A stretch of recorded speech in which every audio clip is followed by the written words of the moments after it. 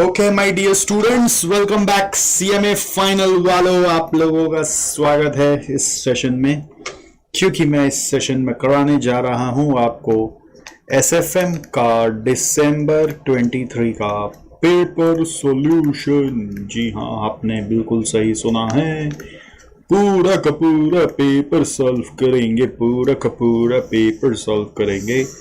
सबसे बड़ा समस्या अभी क्या हो गया है कि इंस्टीट्यूट से जो सजेस्टेड आंसर्स आ रहा है वो पूरा सॉल्व करके नहीं आ रहा है, अधूरा खाली मतलब लास्ट का आंसर आ रहा है।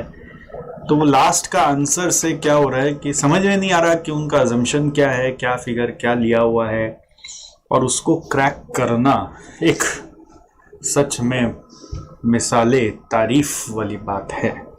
ठीक है, तो ये एक खुशखबरी है मेरे तरफ से आपके लिए कि आपका जो भाई है ना, ये जो भाई है आपका भाई है ना, ये जो आपका भाई है, इस पूरा सॉल्यूशन इंस्टीट्यूट का क्रैक कर लिया है और पूरा अजम्पशंस उनका जो भी लिया हुआ था उसके हिसाब से जो क्वेश्चन का जो आंसर इंस्टीट्यूट बता रहा है वो सब मैं आपको बताऊंगा पूरा इलैबोरेटेड वे में।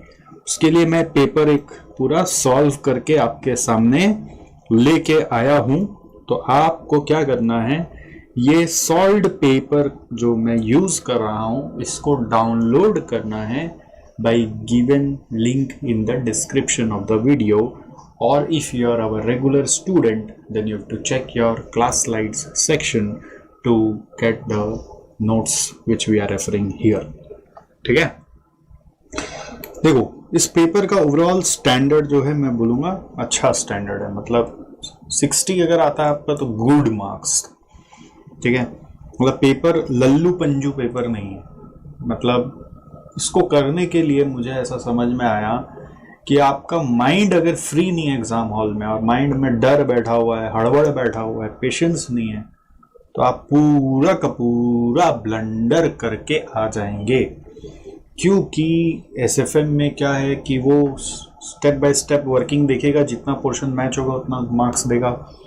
और कई बार कुछ क्वेश्चन ऐसे हैं जहाँ पे शुरुआत में ही कुछ गड़बड़ हो गया तो धड़ धड़ धड़ धड़ धड़ धड़ धड़ पूरा गड़बड़ होगा, तो वो एक भी पोर्शन मैच नहीं कर रहा तो उसका आपको मार्क्स नहीं देंगे। तो आपको एकदम कामनेस और कूलनेस के साथ पेपर अटेम्प्ट करना आना चाहिए। इसके लिए दो चीज रिकमेंडेड है before I start solution of the paper. दो चीज बहुत रिकमेंडेड है। एक, आपको पूरा का पूरा एसएफएम का जितना भी स्टेप्स है, फॉर्मूलाज है, वो यहाँ पे टिका वक के रखना है। मतलब कि कोई पूछे और दड़ करके बता दिया, कुछ और दड़ करके बता दिया। इस पर्पस को अचीव करने के लिए हमने आप लोगों के लिए एक समरी वीडियो सेशन भी बनाया था, बेसिकली रिवीजन मैराथन सेशन, जिसमें ये नोट्स आपके साथ शेयर किए गए थे। ये नोट्स आपको एज इट इज यूज करना चाहिए और 2-3 बार मतलब बना के खुद से देख लेना चाहिए सारा चीज दिमाग में बैठा हुआ कि नहीं, बिकॉज अगर स्ट्रक्चर ही नहीं बैठा हुआ है तो सम्स कर नहीं पाओगे। दूसरा चीज क्या है कि आपको ये प्रिपेयर्ड रहना होगा माइंड में कि कुछ नया तो आएगा जो कि आपके मैट में ही नहीं है, दूर दूर तक नहीं है, या आपके मैट में भी जो है तो उस क्वेश्चन में भी 1-2 लाइन नया घुसा के देगा। हाँ, वो देखो कई बार ऐसा हो रहा है कि वो कुछ क्वेश्चंस नए आ रहे हैं, वो सीए के मैट में मिल जा रहे हैं।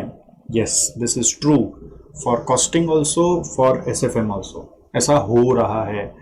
तो अब एक सवाल ये आता है कि क्या हम सीए का पूरा कॉस्टिंग, पूरा एसएफएम भी पढ़ें, सीए में पढ़ने जा रहे हैं तो बेवकूफ़ी हो जाएगी ना, डबल मेहनत कितना आप सब होगे। पॉसिबल है कि सीए का भी पूरा सॉल्व करेंगे, सीएमए का भी पूरा सॉल्व करेंगे, तो ऐसा नहीं होता है।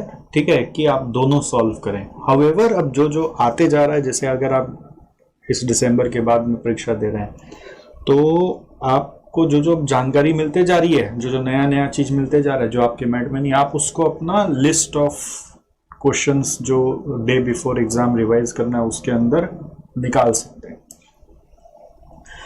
ऐसा कोई जरूरत नहीं कि नया क्वेश्चंस सिर्फ सीए के मैट का ही आएगा और सीए का मैट पूरा करना है आपको, ऐसा कोई रूल नहीं है।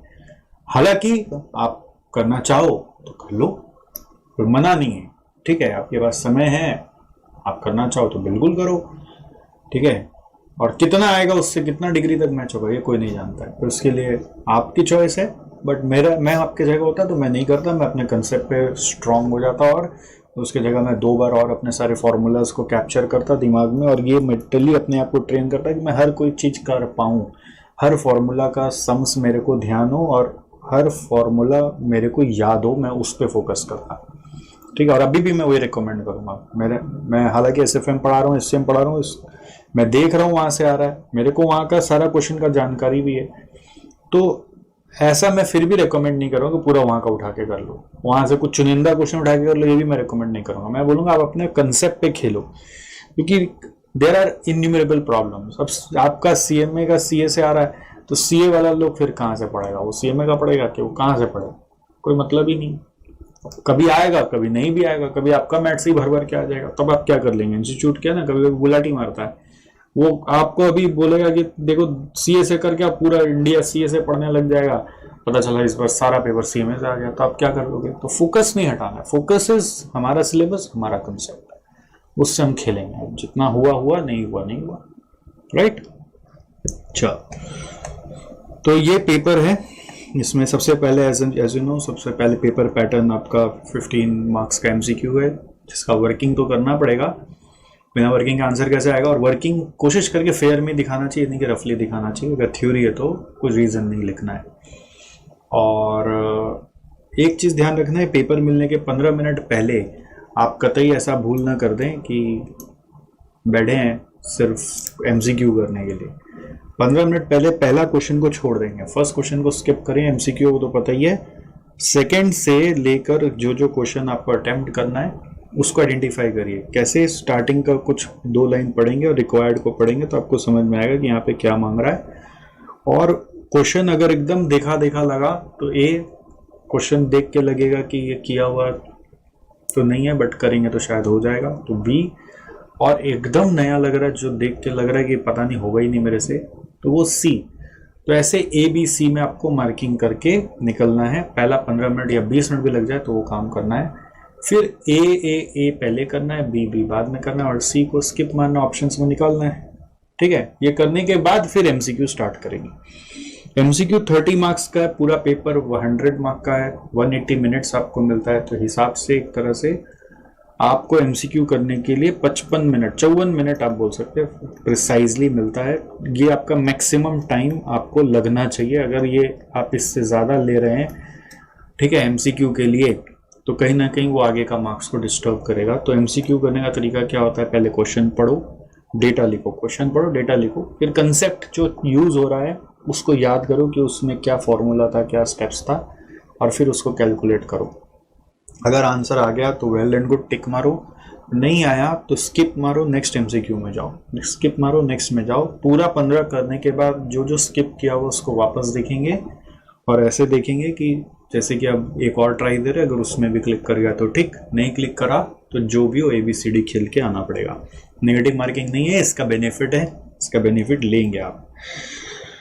हाँ जी, तो अब हम स्टार्ट करें। देखो, पहला मैं सब करके लाया हूँ जिससे कि हम लोग ये फटाफट कर सकें, और आपको भी सुनना है ध्यान से, क्योंकि क्या हुआ करा हुआ से ना सारा बात अजम्पशंस का समझ में नहीं आएगा आपको, क्या अजम्पशन लिया हुआ है, क्या इसका अंदर का ट्रिकीनेस हो सकता है। तो ये आपको एक बार सुनना भी है, ऐसा नहीं कि सिर्फ खाली नोट्स लेने से काम हो जाएगा। देखो क्या बोल रहा है, project of robin limited has an NPV of base case NPV of 1,50,000. This project has one financial side effect. It expands the firm's borrowing power by 5 lakh. The project lasts indefinitely. इसका life infinite है, so it is treated as supporting perpetual debt. If the borrowing rate is 10% and net tax shield is 35%, adjusted NPV will be what? तो ये capital budgeting से आ गया, और adjusted NPV का question. Adjusted NPV कैसे आता है, base case NPV minus present value of tax advantage from debt minus issue cost if any. तो इशू कॉस्ट यहाँ पे नहीं दिया हुआ है, तो बेस केस NPV दिया हुआ है plus present value of, sorry minus बोला ना मैंने, इशू कॉस्ट माइनस में होगा और present value of tax advantage due to debt add होगा, वो बेनिफिट है। तो base case NPV plus present value of tax advantage due to debt minus issue cost. तो बेस केस एनपीवी के साथ present value of debt advantage आपको add करना है। तो बेस केस एनपीवी 1.5 लाख दिया हुआ है, डेट एडवांटेज होगा डेट पे पहले जो इंटरेस्ट रेट है उससे इंटरेस्ट निकालो, 5 लाख का 10% 50,000 पर एनम। उस 50,000 पर एनम पे जो टैक्स इम्पैक्ट है वो आपका टैक्स एडवांटेज होता है, इंटरेस्ट का टैक्स एडवांटेज। तो 50,000 का 35%, तो ये होगा एनुअल टैक्स एडवांटेज 50,000 का 35%, और उसका लाइफ परपेचुअल है तो डिवाइड बाई केडी कर देंगे विच इज 10%। तो ये आएगा 50,000 का 35% बाई 10% करके 1,75,000। तो 1,75 प्लस 1.5 लाख करेंगे 3,25 इज द आंसर। मैं थोड़ा फास्ट मूव करूंगा, आपको थोड़ा अटेंशन देना और जल्दी जल्दी चीज़ों को ख़त्म करनी है। नेक्स्ट देखो, ये क्वेश्चन है सिक्योरिटी एनालिसिस का, एक इजी क्वेश्चन है। आपको जैसे एमसीक्यू में थोड़ा सा अगर आइडियाज़ है तो अपने से ट्राई करके अगर चेक करेंगे तो और ज़्यादा मज़ा आएगा। पूरा पेपर ही अगर आप अपने से ट्राई करके अगर मेरे साथ चेक करेंगे ना तो और ज़्यादा फायदा होगा। एकदम जीरो है, एकदम अभी तक पेपर दिखा ही नहीं है, तो खाली सीधा सुनने से फ़ायदा नहीं होगा उतना, थोड़ा सा कम फायदा होगा, कुछ तो होगा बट कम होगा। बट अगर खुद से ट्राई करके देखें तो ज़्यादा फायदा होगा। देखो यहाँ पे क्या बोल रहा है, Ebon limited is having earning per share of 15, growth rate is 5%। तो डेटा लिखते चलते, EPS growth rate is 5%, earnings growth rate is expected to stay at this level in near future if its payout ratio is 50%, payout ratio लेगा 50%, फिर KE दिया हुआ 15%। what will be the market price of the share after 3 years? तो P3 निकालना है। तो P3 निकालने के लिए क्या करते हैं हम लोग, D4 by KE minus G। हमेशा 2 कंसेक्यूटिव ईयर पे वर्किंग हो सकता है, तो D4 कैसे आएगा, यहाँ पे EPS इंटू पे आउट रेशियो करके हमने एक वर्किंग नोट किया D0। देखो पहले हमने डेटा लिख लिया, प्रोसेस क्या, पहले क्वेश्चन का डेटा लिखा, फिर क्या पूछा है, मार्केट प्राइस आफ्टर 3 इयर्स पूछा है, तो इसके लिए जो कंसेप्ट यूज होता है वो लिखा, फिर उस कंसेप्ट को सॉल्व करने लगे। 3 स्टेप में वर्किंग होता है। तो D4 निकालना है, तो D4 के लिए क्या करना है, पहले D0 दिया हुआ एपीएस इंटू पे आउट रेशियो से आएगा D0, तो D0 इज 7.5 इंटू 1.05 के पावर में 4 which is equal to D0 into 1 plus G के पावर में 4, ऐसे आप सोच लो। और उसके बाद KE माइनस जी करेंगे, इसके बाद क्या करेंगे KE माइनस जी, तो KE हम लोग का दिया हुआ है 15 माइनस जी इज 5, तो सॉल्व करके आ रहा है 91.16। नेक्स्ट थर्ड क्या बोल रहा है, the expected return from a portfolio is 16% and it's variance of return is 285%। If the investors tolerance is 60, what is the risk penalty? तो ये आपका पोर्टफोलियो मैनेजमेंट में आपको मिलेगा, मॉडर्न पोर्टफोलियो थ्योरी में, कि इन्वेस्टर का रिस्क पेनल्टी निकाला जा सकता है। रिस्क पेनल्टी का फॉर्मूला अगर याद नहीं है तो ये सब होगा नहीं आपसे। तो risk penalty is equal to होता है risk square by risk tolerance. Risk square, अब क्वेश्चन में क्या दिया हुआ है, रिटर्न फ्रॉम अ पोर्टफोलियो दिया हुआ है, आरपी दिया हुआ है, और फिर वेरिएंस ऑफ रिस्क रिटर्न दिया हुआ है which is sigma P square which is 285%। तो ये वेरिएंस दिया हुआ है यानी सिग्मा पी स्क्वायर, तो रिस्क स्क्वायर ही दिया हुआ है 285 और रिस्क टॉलरेंस दिया हुआ है 60, तो इन दोनों को डिवाइड करोगे तो आ गया 4.75, this is answer. Next question जो दिया हुआ है ये आपको म्यूचुअल फंड से दिया हुआ है। यहाँ पे बोल रहा है इन्वेस्टमेंट्स आपका म्यूचुअल फंड का एक आईटी एंड आईटीएस और एक इंफ्रास्ट्रक्चर में सेक्टर में है। आईटीईएस मतलब होता है आईटी एनेबल्ड सर्विसेज, तो 28 लाख और 15 लाख है। Index at the time of purchase date था और index at the time of valuation date ये हो चुका है। सेक्टर इंडेक्स होता है, सेक्टर इंडेक्स का वैल्यू बढ़ चुका है, तो अकॉर्डिंगली इसका भी वैल्यू बढ़ चुका होगा। तो कितना बढ़ गया होगा वो हम लोग ऐसे ही वर्कआउट कर लिए कि दिस बाई 1750 इंटू इसको डिवाइड में डालना है, इसको मल्टीप्लाई में डालना है, इसको डिवाइड में डालना है, इसको मल्टीप्लाई में डालना है, तो नया वैल्यू आ गया। Outstanding number of units 1.25 lakh है, तो 1.25 लाख का वैल्यू 74.2 है। व्हाट विल बी द नैव? तो नैव कैसे आएगा, 74.2 बाई 1.25, तो नैव आता है total net market value divided by units, 59.36 is the answer. Next fifth में क्या बोल रहे हैं, the director of Comtech who has access to inside information is unable to use this information to make supernormal profit. It is a sign of strong form. Strong form market में insider information भी काम नहीं आता। आपको याद है efficient market hypothesis में strong form में inside information काम नहीं आता, यहाँ पे inside information काम आता है और यहाँ पे public information काम आता है, public information, ठीक है।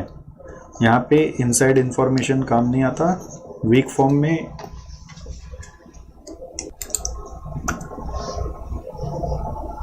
पब्लिक इंफॉर्मेशन काम आ सकता है, यहाँ पर सेमी स्ट्रॉन्ग फॉर्म में पब्लिक इंफॉर्मेशन काम नहीं आएगा, स्ट्रॉन्ग फॉर्म में भी काम नहीं आएगा। ठीक है, इनसाइडर ट्रेडिंग यहाँ पे काम आ सकता है, यहाँ पे इनसाइडर ट्रेडिंग काम आ सकता है, यहाँ पे इनसाइडर ट्रेडिंग काम नहीं आएगा। तो ऐसे याद रखा जा सकता है। ठीक है, तो इसका आंसर है स्ट्रॉन्ग फॉर्म। तो ये एफिशिएंट मार्केट हाइपोथेसिस से क्वेश्चन पूछा गया है। नेक्स्ट क्या बोल रहा है देखो, Aon limited has a beta of 0.8 with BSC of 300। Each BSC 300 futures contract is worth 100 units. ठीक है, ये अच्छा क्वेश्चन है, इसमें मिस्टेक हो सकता है आपका। तो एक कॉन्ट्रैक्ट का वर्थ 300 यूनिट्स है, इस लाइन का मतलब ही नहीं समझ में आता लोगों को। हम लोग नॉर्मली क्या समझते हैं इस लाइन से कि एक कॉन्ट्रैक्ट का लॉट साइज 100 यूनिट्स है, ये वर्थ 100 यूनिट्स का मतलब कुछ और है भाई साहब। ठीक है, ऐसा एक क्वेश्चन शायद इंस्टीट्यूट में है, each contract is worth 100 units. Worth 100 units मतलब एक कॉन्ट्रैक्ट के अंदर इस स्टॉक का, ईएन लिमिटेड स्टॉक का 100 यूनिट घुस जाएगा। एक कॉन्ट्रैक्ट में 100 शेयर्स है, वर्थ 100 यूनिट्स ऑफ ईएल। ठीक है, एक लॉट में 100 फ्यूचर्स है, ऐसा नहीं सोचना है। यही सोच के नॉर्मली लोग सम बना देते हैं। ठीक है, यूट्यूब पे भी मैंने देखा कुछ सम्स ऐसे बने हुए थे, ये चीज पकड़ में नहीं आता। ये आपका इंस्टीट्यूट में दिया हुआ है, खाली जो सीए से पढ़ता है ना, तो सीए का में वैसा कोई सम है नहीं, तो लोग पकड़ नहीं सकते हैं। तो सीएमए में जाके ही पता चलता है कि ऐसा भी सवाल है। समझ गए? तो इसका मतलब क्या है, one future contract is equal to 100 units of EL, ये सबसे इंपॉर्टेंट चीज है। और बीटा इसका 0.8 है। फिर बोल रहा है, ये सोच रहा है बियरिश मार्केट होगा for next 3 months and has gone short on shares of 25,000 shares of EL. तो अगर आपने इसको शॉर्ट किया है शेयर्स को, तो आप उसको हेज करना चाह रहे होंगे, तो आप फ्यूचर्स को फिर लॉन्ग करेंगे। EL shares are traded 100 3 months future BSE 300 is quoted at 15,500. What are the numbers of BSE 300 futures contract to be taken by Benoit if she wants to hedge price risk to the extent of 125%? ऐसा same सम institute मैट में मिल जाएगा आपको, ICMA mat में खोजोगे मिल जाएगा, chapter में मिलेगा, मतलब MCQ में मिले नहीं मिले वो अलग बात है। ठीक है, तो इसमें क्या करना है, इसने S माइनस किया, मतलब स्पॉट में शॉर्ट कर दिया है, माइनस मतलब सेल कर दिया है 25,000 शेयर्स एट द रेट 100। तो 25 लाख की वैल्यू है इसकी। ठीक है, जो भी वैल्यू से भी कोई मतलब ही नहीं है अपने को। उसको हेज करने के लिए हम लोग फ्यूचर्स को फिर अपोजिट पोजीशन में लेंगे, यानी कि लॉन्ग करेंगे। और हम लोग जब जानते हैं कि फ्यूचर्स का कॉन्ट्रैक्ट को नंबर ऑफ शेयर्स के इक्विवेलेंट में कन्वर्ट कर दिया गया है, तो कितना कॉन्ट्रैक्ट फ्यूचर्स का लेना पड़ेगा उसको निकालने के लिए कितना शेयर्स को हेज करना है उसी से जाना है, वैल्यू से नहीं जाना है। 25,000 शेयर्स को हेज करना है, उसका वैल्यू से मतलब नहीं है, उसका इंटू बीटा है 0.8, क्योंकि क्रॉस हेजिंग चल रहा है, यहाँ पे इंडेक्स से हेजिंग कर रहे हैं। BSE इज एन इंडेक्स, तो BSE 300 futures is an index, तो इस इंडेक्स से हेजिंग चल रहा है, तो इसलिए इंटू बीटा करना है। आप 125% तक हेज करना चाहते हैं तो इंटू 125% भी कर दिया, और डिवाइड बाई आप करेंगे 100 मतलब बेसिकली डिवाइड कर देते अपने value of one future contract से। ठीक है, value one future contract ideally आपको मन करेगा 15,500 इंटू 100 मल्टीप्लाई कर देने का। आप क्योंकि पढ़ते हैं ये 100 is equal to 1 lot of futures, और 15,500 इंटू 100 से आप नॉर्मली मल्टीप्लाई करके डिवाइड कर देते हैं, वो रॉन्ग होगा। हम लोग यहाँ पे वैल्यू को देखना ही नहीं है, क्योंकि ये 25,000 शेयर्स अगर है तो उसके अगेंस्ट में रेट पर शेयर होगा, तो उस रेट से ही इक्विवेलेंट नंबर ऑफ शेयर्स ही यहाँ पे निकाल लिया गया है। तो जब यहाँ पर नंबर ऑफ शेयर्स निकाल लिया गया है, तो यहाँ पर भी शेयर्स ही लेना है, कहीं पे वैल्यू का कोई दरकार नहीं है। तो इस तरह का कैलकुलेशन आपको कराया हुआ, और समरी नोट्स में भी ना, अगर आप देखोगे समरी नोट्स में जाकर हम लोग फ्यूचर हेजिंग की अगर पढ़ाई करेंगे तो सब लिखाया हुआ है ये बात। ठीक है, ये देखो, जब हम लोग नंबर ऑफ कॉन्ट्रैक्ट्स और फ्यूचर्स निकालते यूजिंग नंबर ऑफ शेयर, उसका एक क्वेश्चन भी था अपने क्लास में, तो number of shares into beta by equivalent number of shares in one contract करते हैं, इसमें वैल्यू नहीं आता।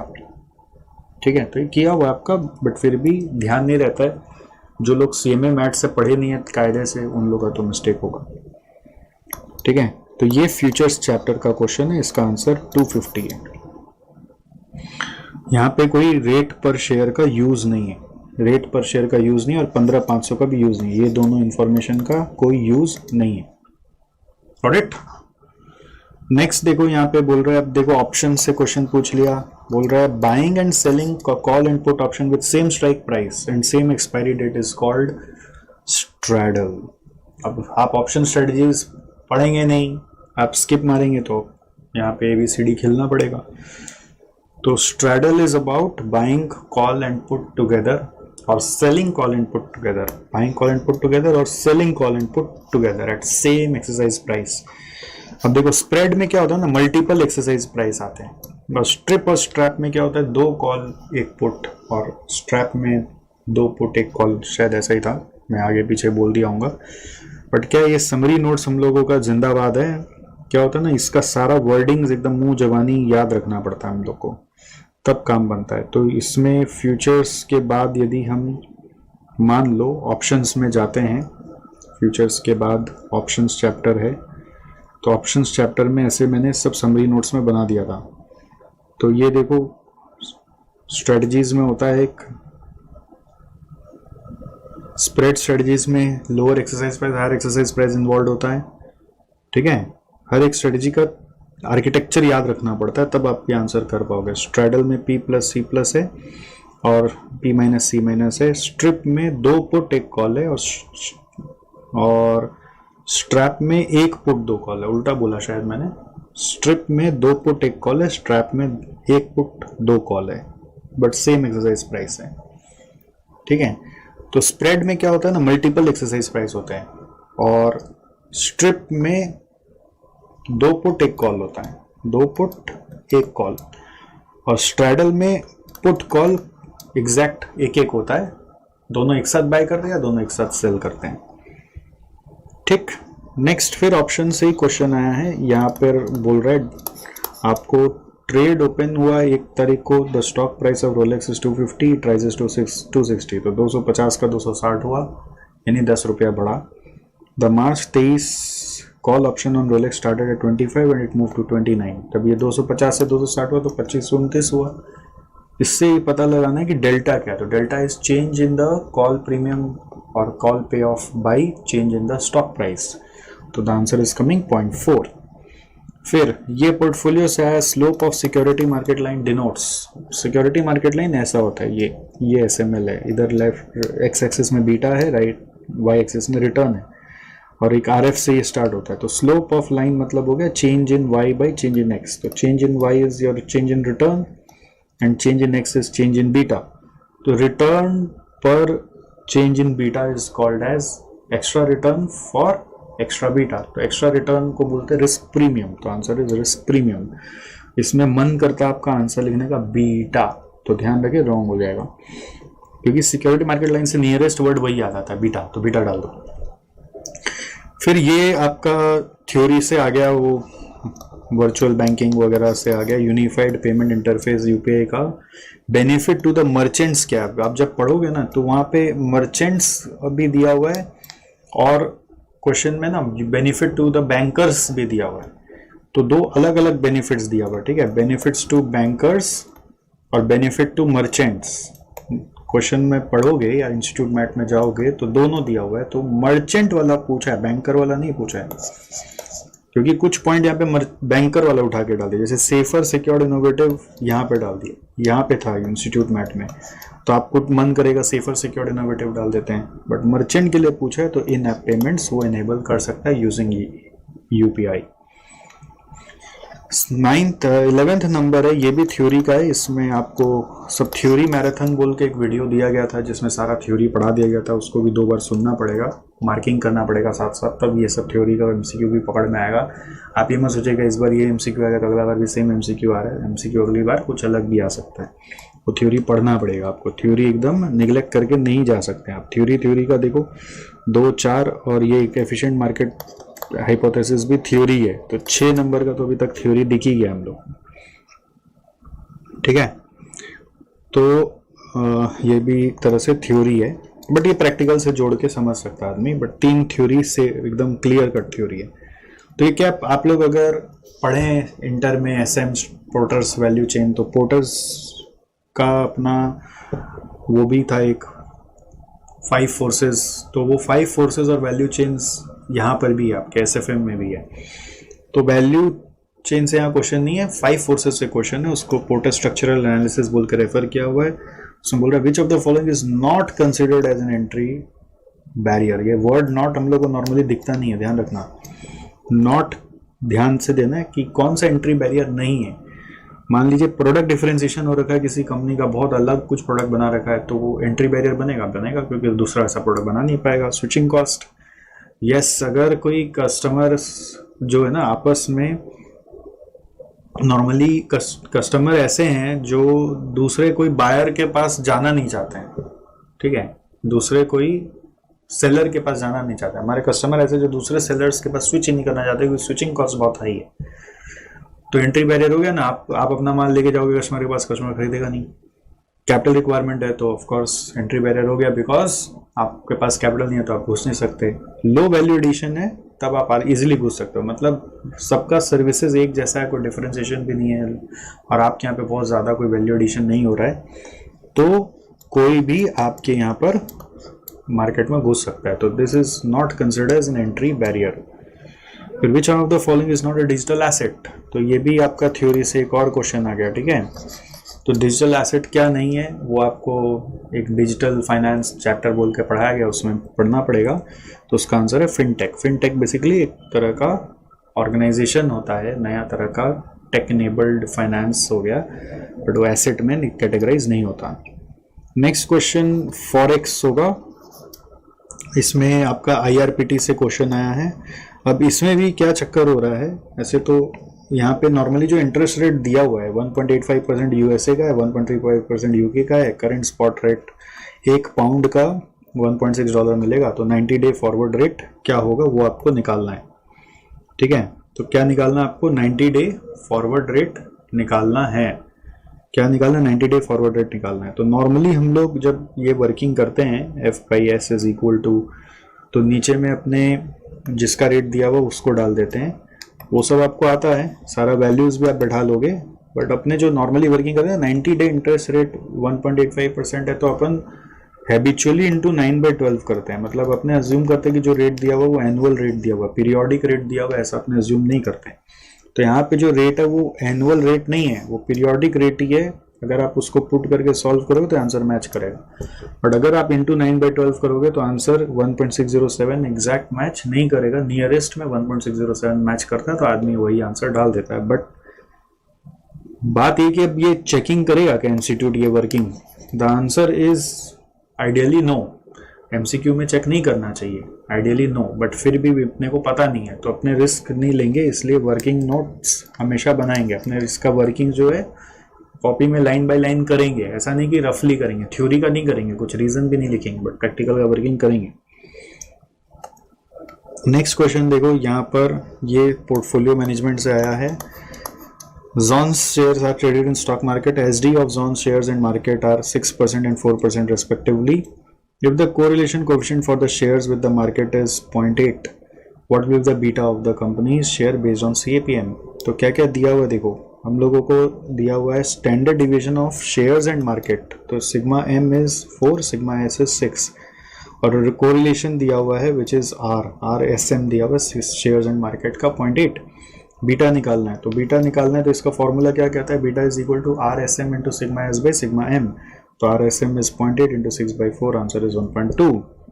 15 नंबर इज ये आपका I will say risk return बोल के कोई बेसिक चैप्टर से ही आ गया एक तरह से।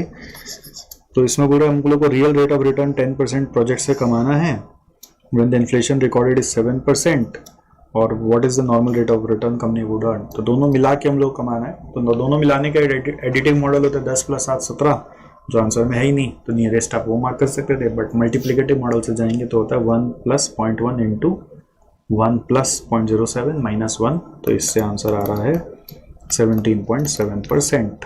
तो ये मल्टीप्लिकेटिव मॉडल ही प्रेफर्ड मॉडल होता है, उसी से सम करना चाहिए। अब देखो पूरा सॉल्व किया हुआ है तो भी मेरे को 20 से 25 मिनट लग गया, 25 मिनट के आसपास लग गया पूरा समझाने में।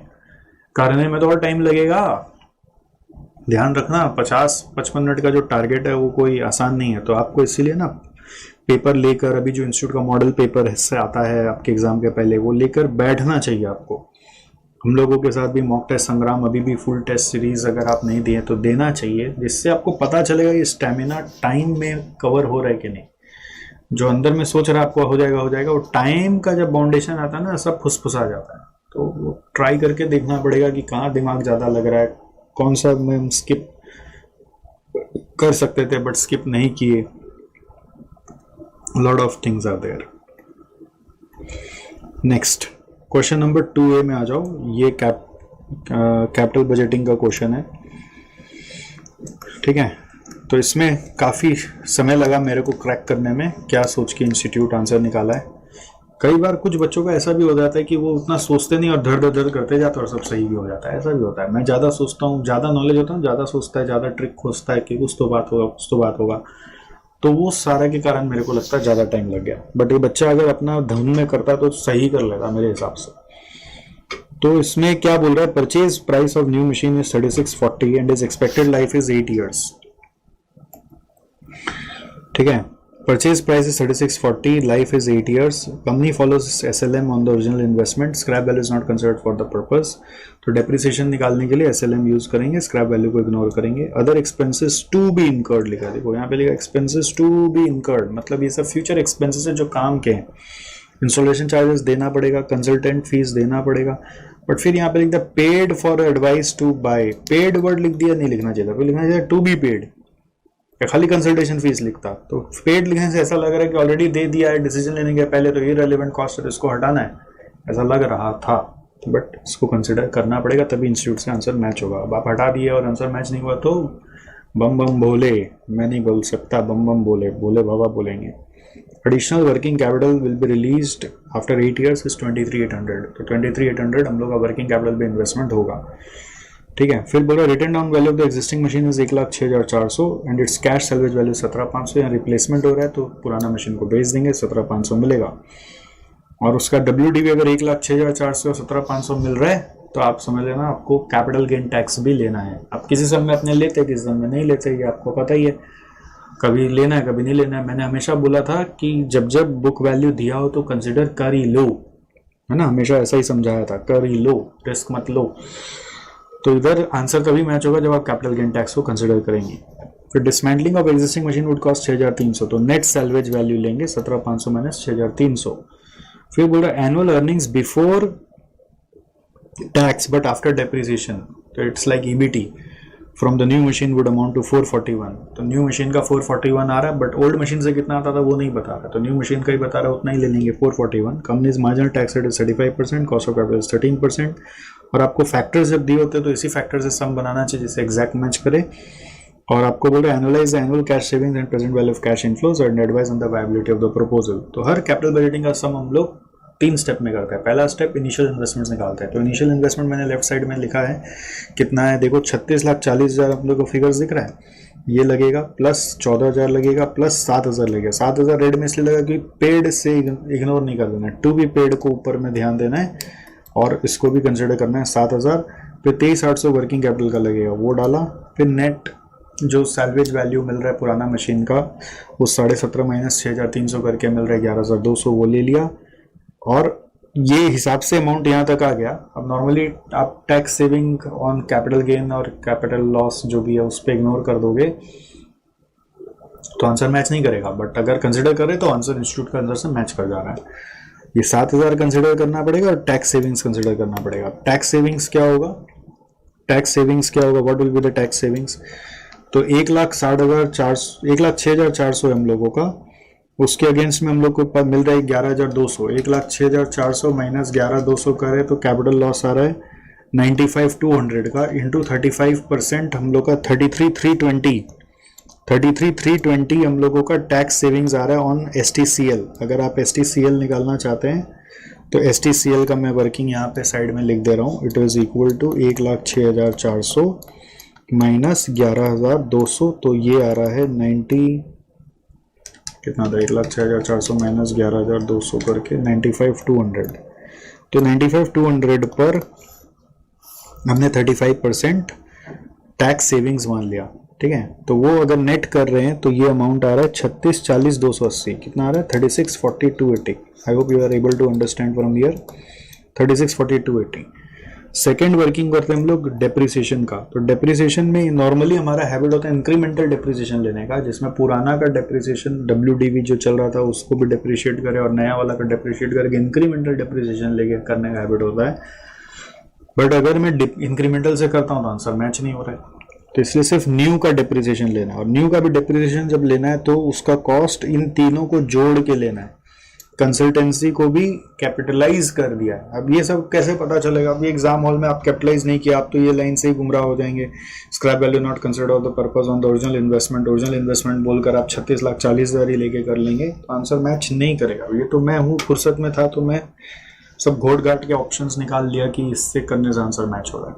तो भी मैं आंसर मैच होने वाला चीज बता रहा हूँ. एग्जाम में देखो कुछ आप कर आए तो उससे चेक होके जो मार्क्स मिलना है वही मिलेगा. उसका रिस्क तो है, कोई उपाय नहीं है उसका अपने पास. ठीक है, क्लियर नहीं है क्वेश्चन तो क्लियर कट पूछता है तो आदमी क्लियर कट देखता. ओल्ड का नहीं कंसिडर कर रहे, न्यू का ही खाली कंसिडर कर रहे. तो डिप्रिसिएशन आ रहा है 457,625 और वो भी 36,61,000 पे. इन तीनों पे 36,61,000 पे कंसिडर कर रहे हैं. फिर आ रहा है क्वेश्चन में increment third working note. Third working note होता है हम लोग का सी फैट. तो सी फैट में 441 ऑलरेडी EBT दिया हुआ है, उसमें से लेस करूंगा टैक्स एट द रेट 35%. फिर ऐड करूंगा डेप्रिसिएशन. तो डेप्रिसिएशन है 457,625. तो ये आ रहा है 764,275. और ईयर लाइफ के यहाँ पे 8. तो ईयर 8 में अलग से एक और आ जाएगा working capital recovered which is 23,800. अगर सैलरीज वैल्यू होता तो उसका भी फिर नेट ऑफ टैक्स इंपैक्ट आता. फिर क्वेश्चन में जो बोला annual cash savings and present value of cash flows बताओ. तो एनुअल कैश सेविंग्स है 744,275. This is 744,275. और present value of cash inflows जब होगा तो 744,275 और 23,800 का दोनों का प्रेजेंट वैल्यू लेना है. एंड उसके लिए फैक्टर्स यहाँ पे दिए हुए हैं. यहाँ पे 4.8, यहाँ पे 0.376. तो 4.8 इंटू 744,275 प्लस 23,800 इंटू 0.376 इन दोनों को जोड़ के आ रहा है 35,81,467. ठीक है, this is your present value of cash inflows. और फिर एडवाइस ऑन द वायबिलिटी. तो NPV निकालना होगा तो NPV के लिए माइनस कर दूंगा 36,40,280. तो NPV आ रही है negative. This is your NPV. देखिए NPV नेगेटिव आ रहा है तो प्रपोजल रिजेक्ट हो जाएगा. समझ में आया आपको. अब ये तो सर करके दे दिए तो आपका सारा भ्रम टूट गया कि यहाँ कैसे आया कैसे आया. अब आप जब अपने से करे होंगे तो आपके मन में कई सारे सवाल आ गए कि ये कैसे सोचेगा कैसे सोचेगा. अब उसको लेके सोचने से कोई फायदा नहीं है कि कैसे सोचेगा कैसे सोचेगा. अभी आपको ये समझ में आ गया. अब ये सेम सम छप के आ जाए तो ऐसे ही छाप देना. क्या है, समझ में आया. अभी अगर सेम सम नहीं आया कुछ भी आया तो जो क्लिक करेगा वही करेगा. फिर जितना मार्क्स मिलेगा मिलेगा वही. ठीक है, इंस्टीट्यूट इसलिए तो बोलता है 100 में 40 लाना है तुमको. कौन सा 100 में 100 लाने बोल रहे हैं. इंस्टीट्यूट मानता है कि हम लोग ऐसे बदमाशी करते हैं इसलिए तो आपको बोले 40 ही लाना है, 50 ही लाना. नहीं तो बोलते सर हम बदमाशी नहीं करेंगे तो 100 में 80 ला के दिखाओ. 80 पास मार्क है. जैसे सीमा इंस्टीट्यूट का एग्जाम है उसमें बोलता है 80 पास मार्क है. क्योंकि उन लोग ये सब नहीं करता है. मतलब 80 पास मार्क है, जाओ पास मार्क बढ़ा दिया. मतलब हम लोग का सब डिसिप्लिन है तो पास मार्क बढ़ा लेंगे. आप लोग यहाँ पे डिसिप्लिन नहीं इसीलिए तो 40 लाने बोल रहा है. Next leasing. लीजिंग में भी माथा पूरा खप गया. क्यों, क्योंकि पहले आंसर देख लिए. आंसर देख लिए तो आंसर मैच ही नहीं हो. ठीक है, फिर बोला हटाओ आंसर नहीं देखेंगे. हम लोग जो सीखे हैं उस प्रोसेस को फॉलो करेंगे. जो हमारा स्टेप्स हम उसको फॉलो करेंगे. क्वेश्चन को फिर इग्नोर करें और पूरा सम को अपने तरीके से जैसे अपने क्लास में पढ़ते हैं वैसे सॉल्व करने लगे. और देखा फाइनल आंसर मैच कर गया. अच्छा, अपने आप को ऐसे थपथपाया. बहुत बार क्या होता है जब सम बनाते हैं ना, कई बार जैसे ही कल से बना रहे थे, कल पूरा दिन बैठे रहे तो क्या होता है दिन में जैसे आप भी डिस्ट्रैक्टेड है तो हम भी थोड़ा बहुत डिस्ट्रैक्टेड रहते ही हैं. तो डिस्ट्रैक्शंस कल काफ़ी था. तो डिस्ट्रैक्शंस में देखा कि ये सम बन ही नहीं रहा है. फिर बहुत माथा लगाया. जो चीज़ नहीं बनता है ना मैं क्या करता हूँ उस पर ज़्यादा ड्रैग नहीं कर रहा हूँ, मैं छोड़ देता हूँ उसको. ठीक है, माइंड के पास डेटा तो चला ही गया, माइंड अपने आप प्रोसेस करेगा, सो जाता हूँ, रिलैक्स करता हूँ, और फिर थोड़ा गैप के बाद उसको बनाता हूँ। जैसे आप एग्जाम हॉल में भी कोई समय फंस जाओ ना, तो बहुत ज्यादा उसी समय मत घसीटो उसको, स्विच करो तुरंत, फिर थोड़ा गैप स्पेस छोड़ दो, पेजेस छोड़ दो, फिर वापस थोड़ी देर बाद माइंड जब कूल हो, रिलैक्स हो, वापस देखोगे आपका बनने लगेगा। तो यही हुआ मेरे साथ, कल पूरा एकदम डिस्टर्ब था, फिर हुआ ही नहीं, तो सुबह पहले आज वापस लेके बैठ गया, और आज सुबह जब लेके बैठे तो एक एक बार में झट झट झट झट करके सब बन गया, मतलब फर्स्ट वाला भी हो गया और सेकंड वाला भी हो गया, और बस basically it was like a fresh start किया, और समझ में आ गया ये गड़बड़ लग रहा है, क्या गड़बड़ कर रहा है, उस समय नहीं पकड़ में आ रहा था। तो आपको ये सिखाना था कि कभी भी कोई भी चीज़ नहीं बने तो माइंड मतलब डिस्टर्ब हो गया, तो माइंड डिस्टर्ब हो गया तो उसको काम होने दीजिए, डीप ब्रीदिंग करिए। एग्जाम हॉल में ऐसा हो जाए तो थोड़ा सा डीप ब्रीदिंग करके उस क्वेश्चन को एक बार छोड़ के आगे बढ़ जाएगा, ये नहीं कि उसी के पीछे पड़े रहेंगे, ठीक है, क्योंकि टाइम खाएगा वो, दूसरा का भी टाइम खा जाएगा वो। तो लीजिंग में यहाँ पे बोल रहे हैं कंपनी है, उसके पास उसको कार लेना है 40 लाख का, और उसके पास ऑप्शन है कि क्या तो उसको लीज पे लेगा या बोरो करके परचेज करेगा। अब देखो यहाँ पे एक वर्ड डाला झूठ मूठ का, taking the car on finance lease. Finance lease जब बोल रहा है ना, तो it is just like buying it on installments and then clearing the installments and getting the position, ठीक है। तो मैं ये लिटरल मीनिंग पे चला गया, फर्स्ट टाइम करा तो फाइनेंस लीज मतलब तो कुछ और होता है, फाइनेंस लीज तो नॉर्मल लीज नहीं होता, ऑपरेटिंग लीज होता है और फाइनेंस लीज होता है। तो ऑपरेटिंग लीज मतलब भाड़ा पे लेना, फाइनेंस लीज मतलब इंस्टॉलमेंट पे लेना, और इंस्टॉलमेंट को भुगताएंगे तो लास्ट इंस्टॉलमेंट पे हम लोगों को सारा ओनरशिप मिल जाएगा, और जब तक हम इंस्टॉलमेंट नहीं देते डेप्रिसिएशन मेरा है, सैल्वेज वैल्यू पे फिर मेरा ही है।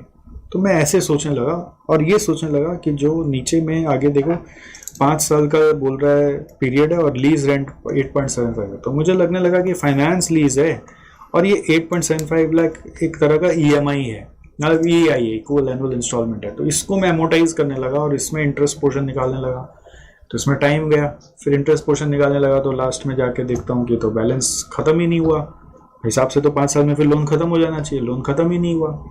अरे ये तो कैसे हिसाब बन रहा है भाई, पूरा संबंध नहीं रहा, फिर घबरा गया पूरा, एक गड़बड़ होती है ना, पूरा दर्द सब गड़बड़ पूरा, मतलब टिला ही ढह जाता है। तो उसको कंट्रोल करना पड़ता है, कैसे, बाय स्किपिंग इट। तो मतलब छोड़ो, जाने दो, बाद में देखते हैं समय को।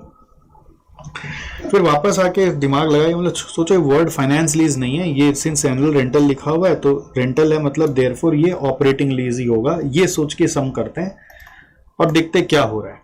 उसके बाद आगे पढ़ने लगे, expected to have life of 5 years, it will fetch net salvage value of 10 lakh at the end of year 5, depreciation rate is 40% on WDV basis, applicable tax rate is 35%, the applicable before tax borrowing rate for the company, borrowing वाला चीज यहाँ पे काम आएगा, it is 13.8462। बोरो कर रहे हैं तो कैपिटल रीपेमेंट करेंगे, राइट, तो रीपेमेंट करेंगे तो किस हिसाब से करेंगे, मतलब उसका सिस्टम नहीं बताया, तो अज्यूम करना पड़ेगा कि हम लोग इक्वल एनुअल इंस्टॉलमेंट्स में रीपे कर देंगे। अगर ये अजम्पशन नहीं क्लिक करा तो होगा ही नहीं सम आपसे। मुझे क्या लगता है पता है, कैपिटल बजटिंग और leasing, unless very very sure हो आप क्वेश्चन देखकर, आपको इसको ऑप्शन में रखना चाहिए, उसके जगह थ्योरी प्रिपेयर कर लेना चाहिए, वो ज्यादा बेटर है। ये मेरा ऐसा एक सजेशन है। अनलेस वेरी वेरी श्योर हो, आपको लग रहा है कि अरे बहुत आसान, एकदम देखा ये एकदम अभी कभी हो जाएगा, नहीं तो ये बहुत है ना पेचीदा कर देता है। ऐसे तो क्वेश्चन छोटा छोटा है, बहुत बार एग्जाम में ना कैपिटल बजटिंग और लीजिंग का क्वेश्चन भी बड़ा बड़ा आता है, एक 1.5 पन्ना तक चल रहा होता है, तो वो बहुत घबराहट पैदा कर देता है, क्वेश्चन पढ़ने में भी बहुत टाइम चला जाता है, और ऐसे भी लेंदी होते हैं, और दोनों एक ही साथ घुसा दिया तो सोचो और लेंदी हो गया। तो ये जस्ट एक सजेशन दिया गया, बट अभी फिलहाल के लिए एक बार समझ लो। फिर उसके बाद डिस्काउंटिंग फैक्टर्स 13.8462 और 0.09 के हिसाब से दिया हुआ है। तो लीजिंग में सबसे बड़ा समस्या क्या है, डिस्काउंटिंग रेट क्या होगा, तो वो होता है हमेशा पोस्ट टैक्स केडी, जब बोरो किया तो पोस्ट टैक्स केडी होगा। Assess the NPV of cash outflows if car is acquired on finance lease, finance lease मतलब basically lease, and justify the net advantage of leasing. तो आपको basically पूरा leasing का sum solve करना है। तो मैंने क्या किया, मैं आपको समझा देता हूँ। पहले मैं अपना डिस्काउंटिंग रेट को फिक्स कर लिया कि क्या वो पोस्ट टैक्स केडी होगा, तो 13.8462 is the interest rate into 1 - t करूंगा, तो ये आया 9%, इसलिए समझ में आया कि 9% अपने को और एक दिया हुआ है, ठीक है। फिर फाइनेंस लीज बोला है तो फाइनेंस लीज यूज कर लिया, उसका प्रेजेंट वैल्यू निकालना है तो it is L R into 1 minus T का प्रेजेंट वैल्यू, तो एल आर 8.75 है इंटू 1 माइनस 0.35, ये इसका lease rent net of tax होगा, उसका प्रेजेंट वैल्यू जो भी लेना है वो पोस्ट टैक्स के डी से लेना है 9% से, तो वो आंसर आ रहा है 9% का टोटल एन्युटी फैक्टर है 3.8896, उसको मल्टीप्लाई किया तो 22 12 210। अब इंस्टीट्यूट मैट का ये सब वैल्यूज मैच नहीं कर रहा है, बट फाइनल आंसर जो आना है नेट एडवांटेज वो मैच कर रहा है, ठीक है। तो यही इस सब में ना परेशानी हम लोगों को उठाना पड़ा था जब हम इसको सॉल्व कर रहे थे कि इंस्टीट्यूट का आंसर देख लिया यहाँ पर, अभी मैच ही नहीं हो रहा है, तो लगा कि पता नहीं कैसे होगा कैसे होगा कैसे होगा, कर नहीं पाए लास्ट तक। ऑप्शन नंबर 2 बोल रहे कॉस्ट ऑफ एक्विजिशन, जिसमें बोरो करके अपने लीज पे ले रहे खरीद रहे हैं, बोरो करके खरीद रहे हैं, तो उसके लिए ईआई एक अज्यूम कर लिया मैंने। तो ईआई के लिए जो इंटरेस्ट रेट होता है वो अपने 13.8462% के हिसाब से ईआई निकाला, तो उसका एन्युटी फैक्टर 3.4458 है, तो उससे ईआई आ गया 116833। फिर डेप्रिसिएशन का एक शेड्यूल बनाया जिसमें डेप्रिसिएशन टैक्स शील्ड का प्रेजेंट वैल्यू चाहिए, तो डेप्रिसिएशन 40% डब्ल्यूडीवी है, तो 40 लाख पे 40% 16 लाख होगा, फिर 40% मारा, फिर 40% मारा, तो करते करते ये डेप्रिसिएशन आ गया। फिर उसका @9% ये जो डिस्काउंटिंग फैक्टर्स दिए हुए इसको यूज़ करके प्रेजेंट वैल्यू ले लिया, और टैक्स शील्ड पे लेना था तो मैं डेप्रिसिएशन पे ले लिया, फिर इंटू लास्ट में एक साथ 35% कर दिया, तो ये आ गया 108 क्या है 1085088। फिर सैलवेज वैल्यू भी यहाँ पे दिया हुआ था कि सैलवेज वैल्यू 10 लाख है, तो सिंस यहाँ डब्ल्यूडीवी डेप्रिसिएशन है तो सैलवेज वैल्यू को net of capital gain tax लिया, हमेशा कैपिटल गेन टैक्स एडजस्ट कर ही लेना चाहिए, तो net of capital gain tax लिया। अब शायद हो सकता है मैंने क्लास में बोला होगा, हाँ इग्नोर करके चल लो कोई दिक्कत नहीं, मेरे को याद नहीं है अभी, मेरे को ऐसा लग रहा है कि ये दोनों में कैपिटल गेन टैक्स बहुत इंपॉर्टेंट रोल प्ले किया, अगर उससे नहीं मिल रहा कर रहे थे तो आंसर मैच नहीं कर रहा था। तो इस क्लास में क्या बोले थे, अगर बोला था मान लो पढ़ाते समय कि इग्नोर कर सकते हो हमेशा, तो मुझे अभी लग रहा है कि अभी वो स्टेटमेंट को चेंज करना चाहिए, अभी ये बोलूँगा कि हमेशा कंसिडर कर ही लो, क्योंकि दोनों सब में वही एक पेचीदा चीज़ था। तो इसमें कितना आया देखो, पहले बुक वैल्यू निकालना पड़ेगा ना अपने को, कि ये टोटल डेप्रिसिएशन चार्ज करके जो डब्ल्यूडीवी है वो कितना आया वो निकालना पड़ेगा। 40 लाख माइनस ये सारा डेप्रिसिएशन को अगर आप टोटल करोगे तो कितना आएगा, 16 लाख 960 576 345 600 207 360, तो ये आ रहा है 3688 960। ये सारा डेप्रिसिएशन को अगर माइनस कर दें तो आंसर आ रहा है 311040। अब सेल वैल्यू है 10 लाख,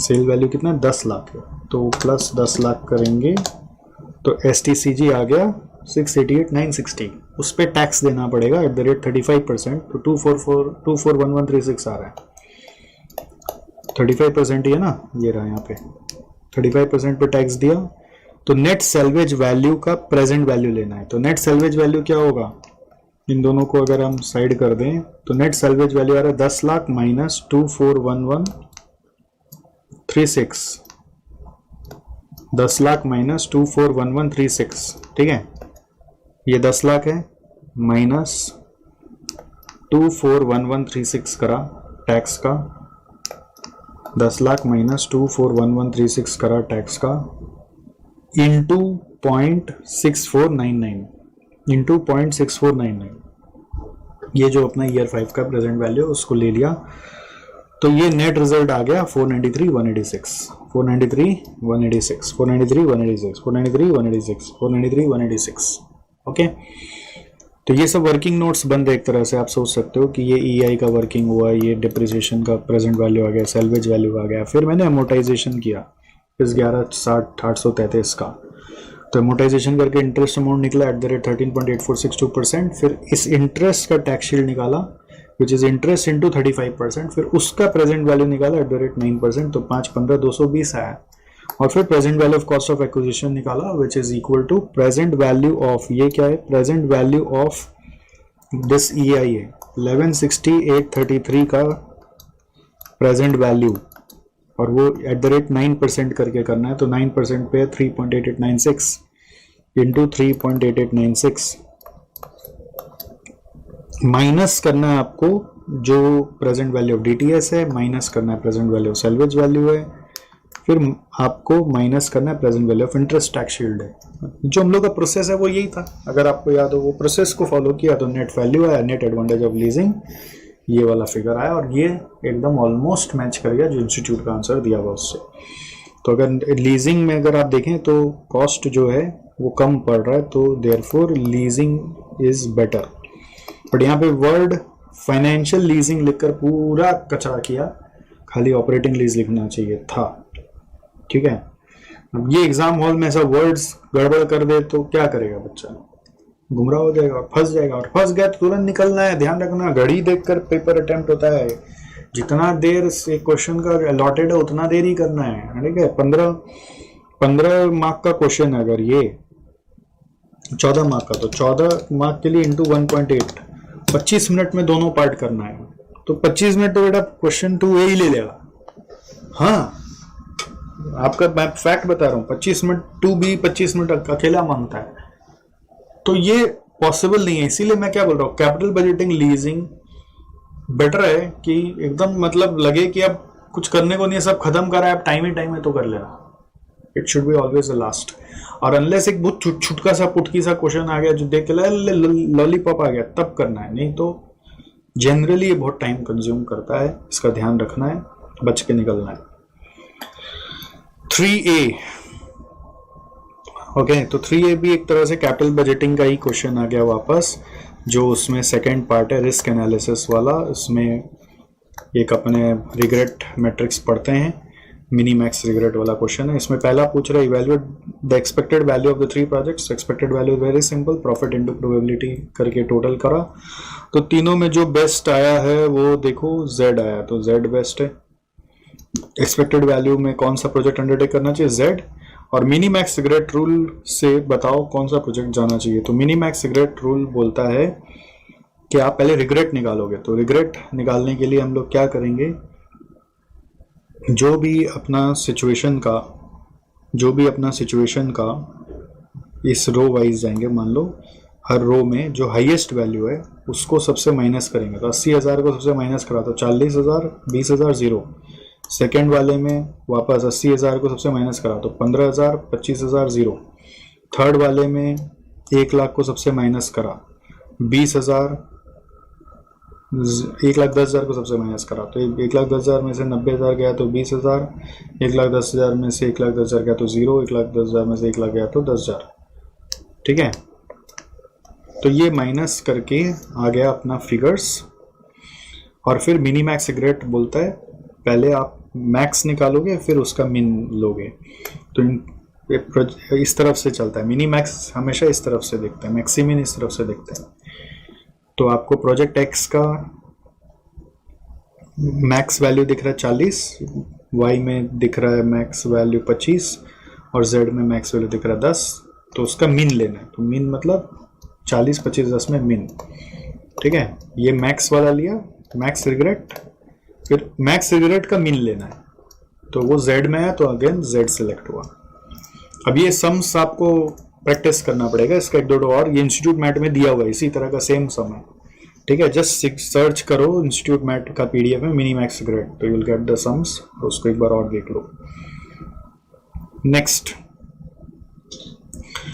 3B में देखो क्या बोल रहा है, ये सिक्योरिटी एनालिसिस, इक्विटी एनालिसिस का क्वेश्चन है।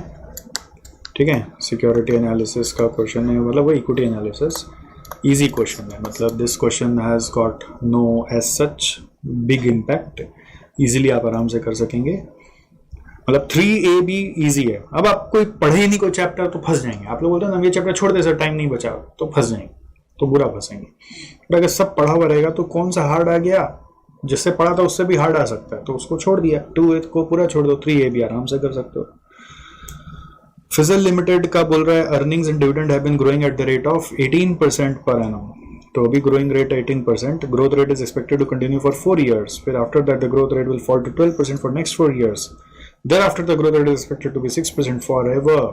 तो 8 साल का बोल रहा है, 18 और 12 है, The last dividend per share was 2 and the investors required rate of return on physical equity is 15%. Assess the value using a 3-step procedure. 3-step procedure बोलने का दरकार नहीं है, वो हम लोग को पता है कैसे करना है, ठीक है.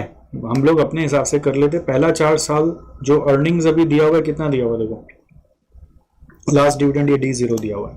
तो पहला 4 साल 18% से बढ़ाओ D0 को, D1 पे, D2 पे, D3 पे, D4 पे, फिर D5, D6, D7, D8 को आप 12% से बढ़ाओ, ठीक है. और फिर 6% फॉर एवर चल रहा है, तो D9 टू इन्फिनिटी 6% पे चल रहा है. देखो ये वाला 18% से बढ़ाया, 18 से बढ़ाया, 18 से बढ़ाया, 18 से बढ़ाया, फिर 12 से बढ़ाया, 12 से बढ़ाया, 12 से बढ़ाया, 12 से बढ़ाया, ऐसे करके 8 साल का आ गया. फिर 9 से इन्फिनिटी ये वाला जो है आगे फर्दर 6% से बढ़ाया. तो 9 से इन्फिनिटी से P8 आ गया, ठीक है. और ईयर 1 to 8 का अलग से किया हुआ है. तो डिस्काउंटिंग फैक्टर 15% दिया, तो ईयर 1 to 8 का टोटल कर लिया, और P8 जो भी आंसर आया उसको भी फिर P0 पे ले आए, इंटू 0.327 किया, तो ये P0 पे आ गया. P8 का आंसर P0 पे आ गया, इंटू 0.327 किया, यही वाला फैक्टर यहाँ पे यूज कर लिया, तो ये 23.49 है, दोनों को जोड़ दिया तो 40.34 आ गया. And this is the answer. 16.85 plus 23.49, 40.34. Easy था, करने लायक था. नेक्स्ट हम लोग आ रहे क्वेश्चन नंबर 4 में. तो question number 4 is very new and it is not there in your course itself. आपके इंस्टीट्यूट मैट में दूर दूर तक इसके बारे में कोई जिक्र नहीं है. बॉन्ड वैल्यूएशन से पूछा है, कन्वर्टिबल बॉन्ड्स रिलेटेड कुछ कैलकुलेशंस है जो सीए के किताब में दिया गया है. आप लोग के यहाँ पे तो दिया ही नहीं गया, बट फिर भी पूछा कैसे, तो गलत हो गया. बट फिर भी मैं आपको थोड़ा सा भी सिखा दे रहा हूँ. अब जो हो गया गलत, बट इसको सीखना जरूरी है, ठीक है. पहले कंसेप्ट सीखो कि एक बॉन्ड होता है जो कन्वर्टिबल बॉन्ड कहलाता है. कन्वर्टिबल कब कहलाता है, जब मैच्योरिटी पीरियड पर हम लोग उसको रिडीम नहीं करके उसके बदले इक्विटी शेयर्स दे देते हैं. तो अब उससे जुड़ा हुआ कई सारा वर्किंग्स पैदा होता है, ठीक है. कि कई बार पता लगाते हैं कि कितना शेयर्स मिलेगा, कई बार पता लगाते हैं कि क्या शेयर प्राइस होने से अच्छा होता है. तो अलग अलग तरह का वर्किंग होता है. तो जैसे एक वर्किंग है conversion parity price. Conversion parity price ये कहता है कि शेयर का प्राइस क्या हो जिससे कि एक बॉन्ड वाले को जब शेयर्स मिले तो उसको कोई लॉस नहीं हो, पैरिटी पे रहे, ठीक है. तो जैसे इस सम में अगर आप देखोगे कि 1060 बॉन्ड का प्राइस दिया हुआ है, ठीक है, 1060 बॉन्ड का प्राइस है, और कन्वर्जन पैरिटी प्राइस 53 दिया हुआ है. तो मतलब 53 रुपीज का जो प्राइस है उससे हिसाब बराबर होगा. तो पैरिटी प्राइस क्या चीज का होता है, वो शेयर्स का होता है, वो बॉन्ड का नहीं होता. Parity price is for equity shares. तो 53 रुपीज पे बोला हिसाब बराबर होगा. तो हिसाब बराबर तभी होगा ना, 53 रुपीज से 1060 कब मैच करेगा, जब 20 शेयर मिलेगा. तो may be this will help us to calculate the number of shares. तो sometimes number of shares would be given. आपको बोला कन्वर्जन पैरिटी प्राइस निकालो. अभी क्या हो रहा है, आपको पैरिटी प्राइस दिया हुआ, तो नंबर ऑफ शेयर्स निकालो. सेकंड क्या बोल रहा है, कन्वर्जन प्रीमियम. कन्वर्जन प्रीमियम मतलब कि कन्वर्जन के कारण क्या एक्स्ट्रा प्रीमियम मिल रहा है इन्वेस्टर को या फिर हम लोग दे रहे हैं. दोनों तरीके से सोचा जा सकता है. तो उसको निकालने का तरीका क्या है, कन्वर्जन पैरिटी प्राइस एक तरह से 53 है, बट एक्चुअल प्राइस शेयर्स का और ज्यादा भी हो सकता है, ठीक है. एक्चुअल प्राइस अगर ज्यादा है, मान लीजिए एक्चुअल प्राइस अगर ज्यादा है तो शेयर होल्डर को फायदा हो गया, है ना. बट ये वर्किंग हम लोग कंपनी के एंगल से कर रहे हैं. तो कंपनी क्या प्रीमियम दे रहा है कन्वर्जन करके, तो कन्वर्जन में पैरिटी लाने के लिए 53 रुपीज प्राइस देना पड़ेगा. अब एक्चुअल मार्केट प्राइस जो शेयर्स का वो 50 रुपये ही अगर, तो 3 रुपया प्रीमियम दे रहे हैं. तो उस प्रीमियम को 3 रुपया प्रीमियम पर शेयर भी बोल सकते हैं, जो सिर्फ conversion parity price minus actual price करके आएगा, या फिर आप उसको परसेंट में भी कन्वर्ट कर सकते हैं, ठीक है. तो परसेंट में कन्वर्ट करने के लिए हम लोग करंट शेयर प्राइस से डिवाइड कर लेते हैं. तो भी मैंने एक फॉर्मूला लिखा, conversion parity price minus actual price by actual price. फिर एक और है percentage of downside risk with respect to straight value of bond. Straight value of bond होता है intrinsic price of the bond, ठीक है. तो intrinsic price of the bond जो है वो तो उसका फ्यूचर कैश फ्लो से निकल के आ रहा है, और करंट मार्केट प्राइस जो डिमांड सप्लाई से निकल के आ रहा है बॉन्ड का.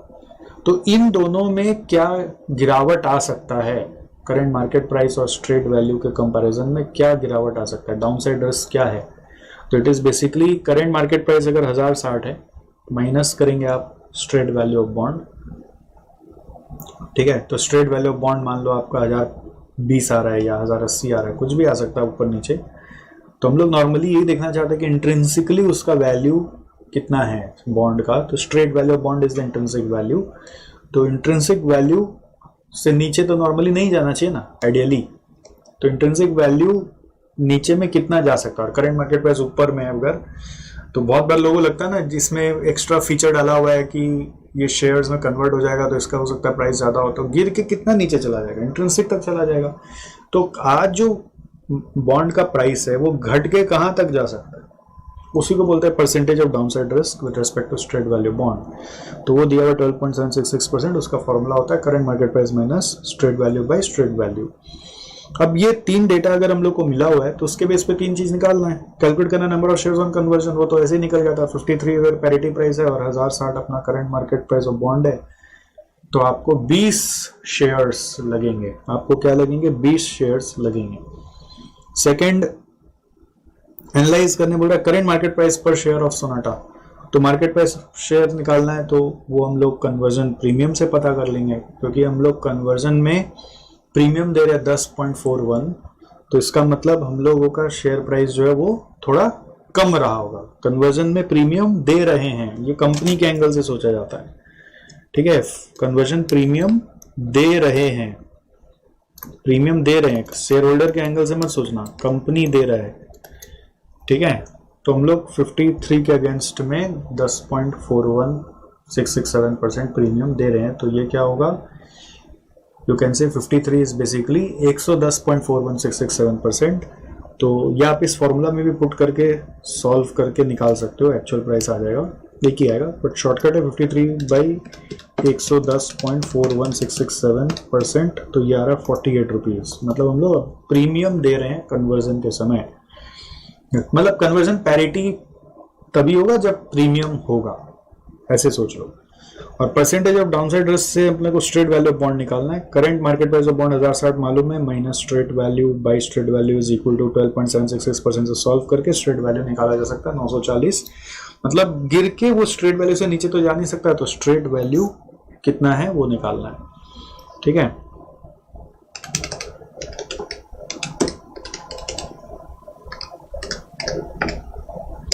इसका भी शॉर्टकट हो सकता है, आप ऐसे भी बोल सकते हैं 1060/112.766%, एक ही बात है।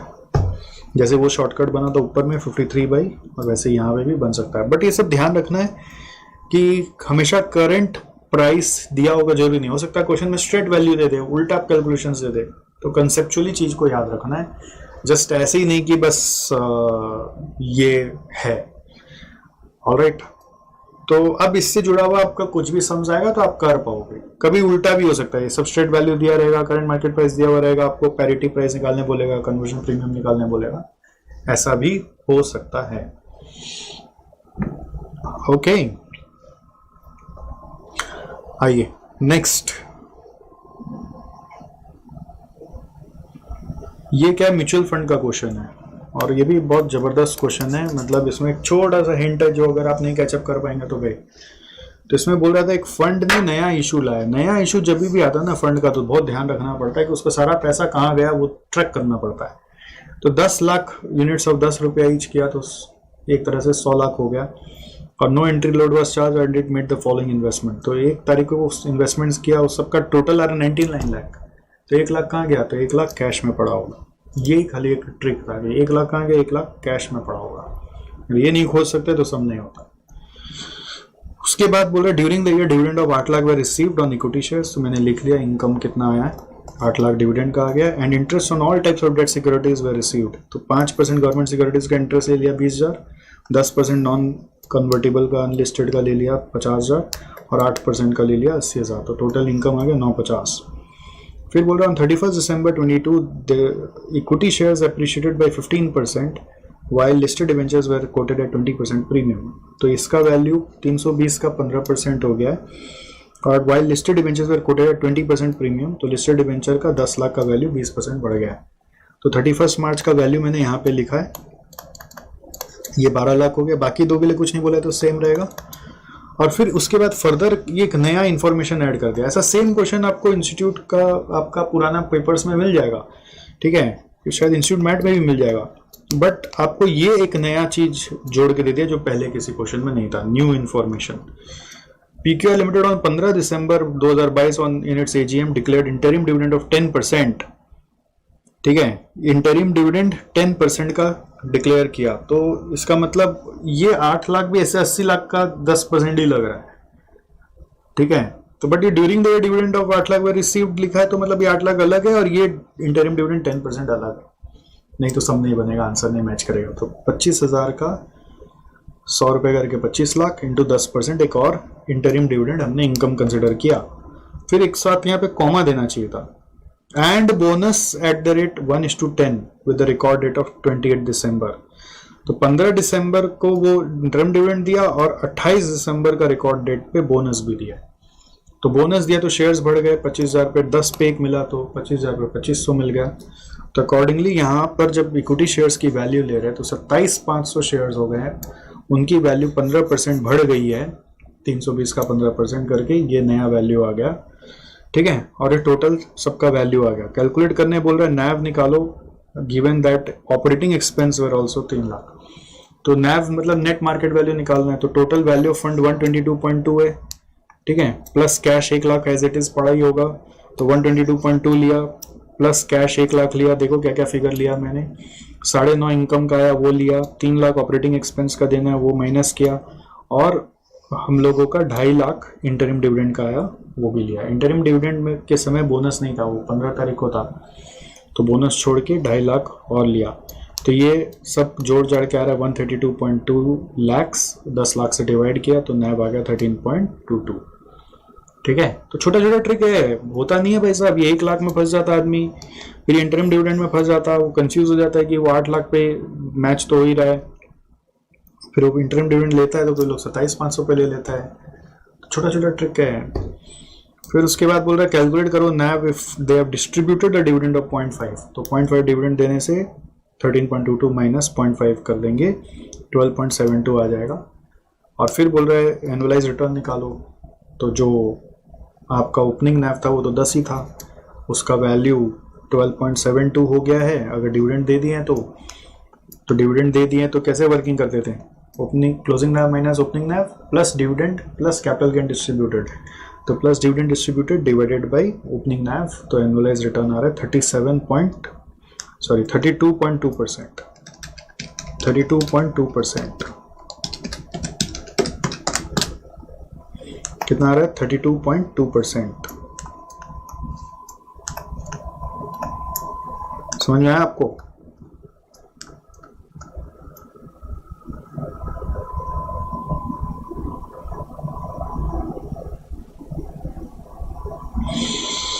छोटा सा चीज था बट बड़ा गजब का चीज था। अब यही सेम सम जब अपने पहले किए थे ना, तो उधर में एक चीज होता था, यहाँ पे इक्विटी शेयर एप्रिशिएटेड बाई, एक बार ऐसे लिख दिया था equity share appreciated by appreciated to,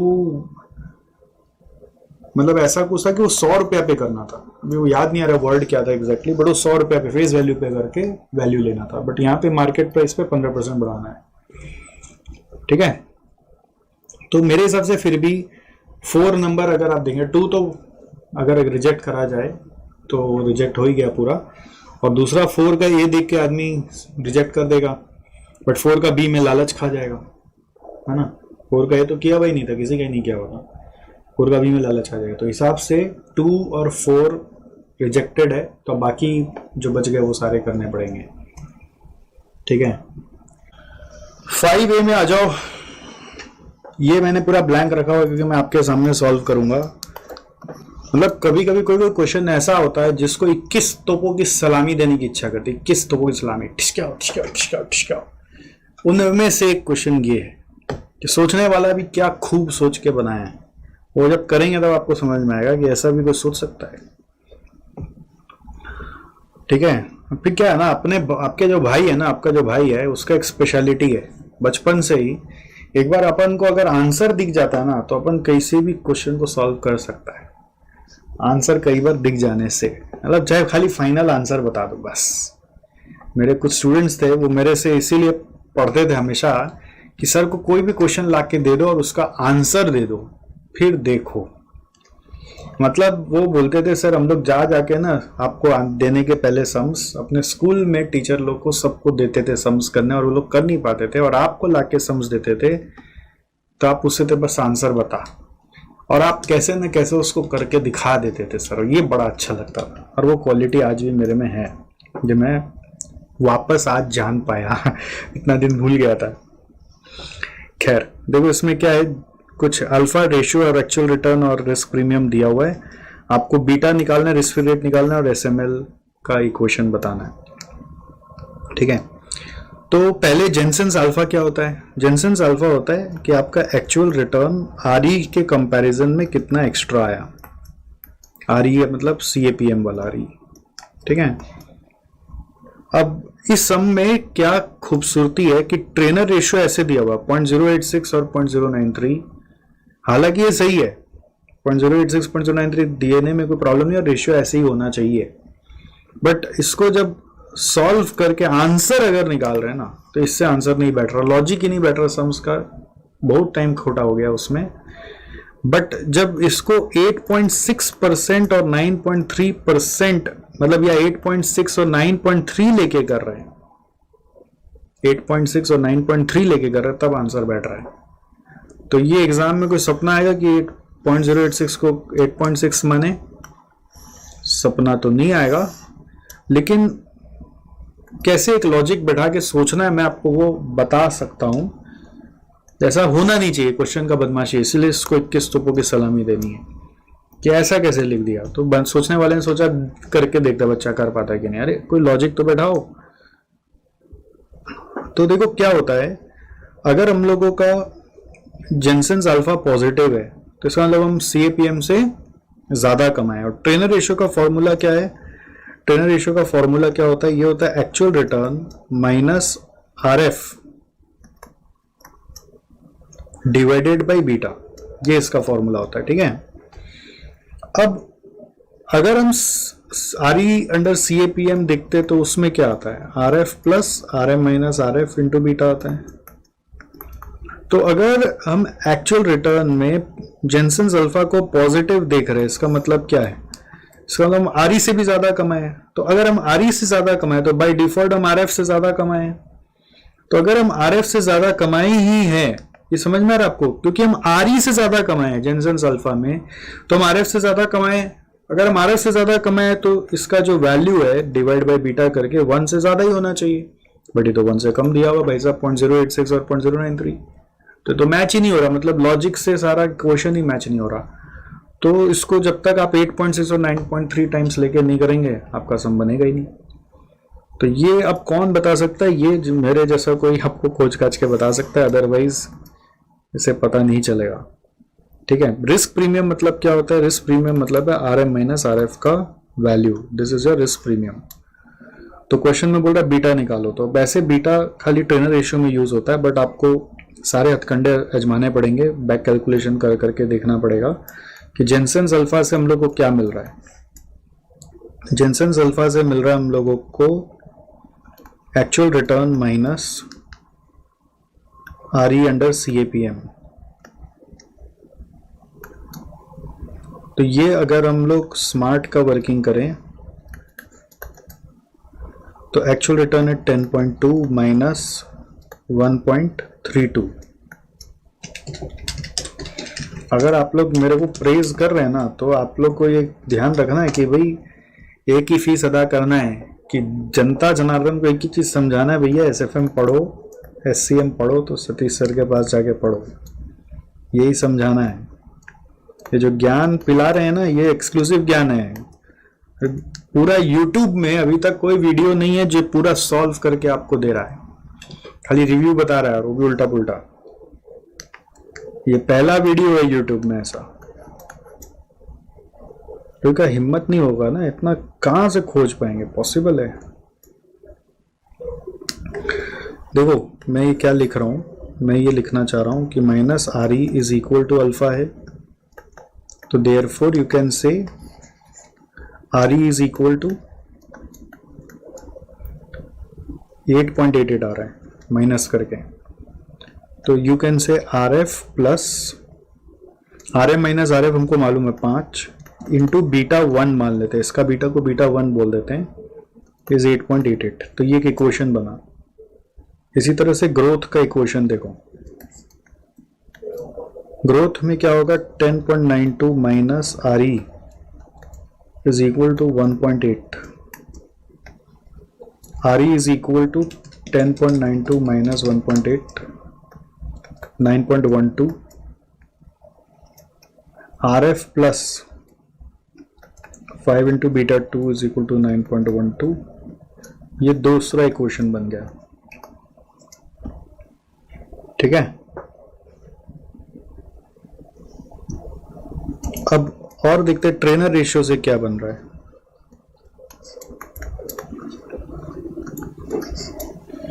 trainer ratio बोल रहा है actual return minus R F by beta, तो रेस्पेक्टिव बीटा होगा स्मार्ट का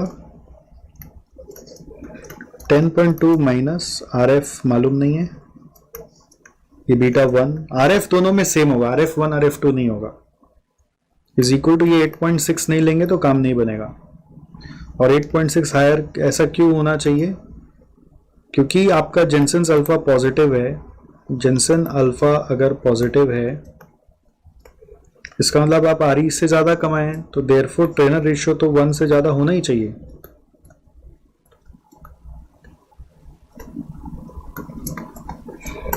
अब वो कोई सपना नहीं आएगा, वो जब सॉल्यूशन देखा तभी समझ में आया सम का इशू है।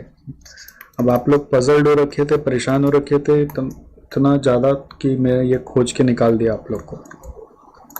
अच्छा, इसमें और क्या इसको सिंप्लीफाई करके लिख सकते हैं, 10.2 minus R F is equal to 8.6 B1, so R F plus 8.6 B1 is equal to 10.2। अब ऐसे ही ग्रोथ का आ जाएगा,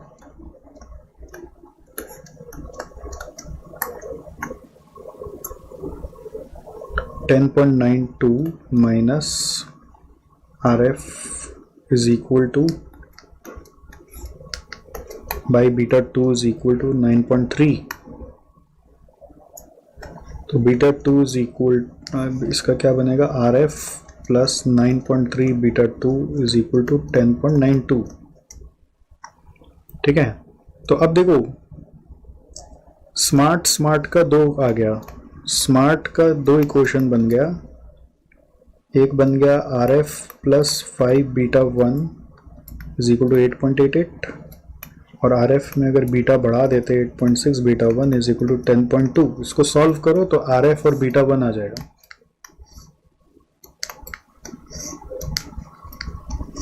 ठीक है। तो आर एफ कट गया, तो ये आ रहा है 3.6 बीटा 1 इज इक्वल टू 1.32, तो बीटा 1 इज कमिंग 0.37, 3667 आ रहा है, तो 37। ऐसे ग्रोथ का भी आप इक्वेशन बना सकते हो। सर ये सब एग्जाम में हमसे कैसे होता है, नहीं हो सकता था, कोई से नहीं हो सकता था, ये सिर्फ आंसर देने से मैं कर पाया, मैं भी नहीं कर पाता, मैं भी बहुत देर सोचा इसको लेके, बहुत बाल उड़ा दिए अपने, मूछें उड़ गई मेरी पूरी, कम हो गया मूछ। 4.3 बीटा 2 इज इक्वल टू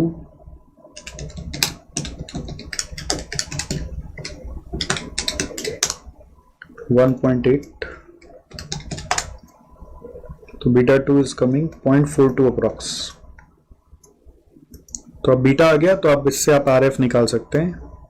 तो पहला पार्ट यहाँ पे हो गया, दिस इज पार्ट 1।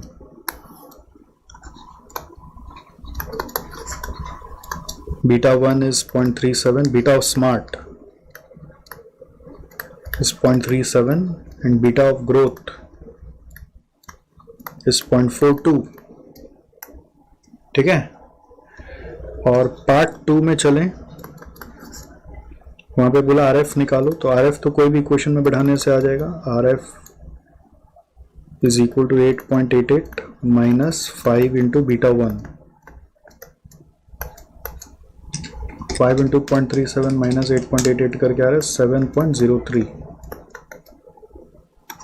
और पार्ट 3 में क्या बोला भाई, identify SML, security market line होता है RF plus RM minus RF into beta. तो RF है हम लोगों का 7.03, RM मालूम है 5%,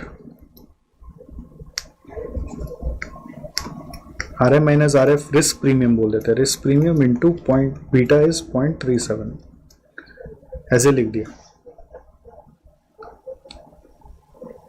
या फिर आप ऐसे भी लिख सकते हो 5 इंटू बीटा भी लिख सकते हो, ये ज्यादा बेटर है।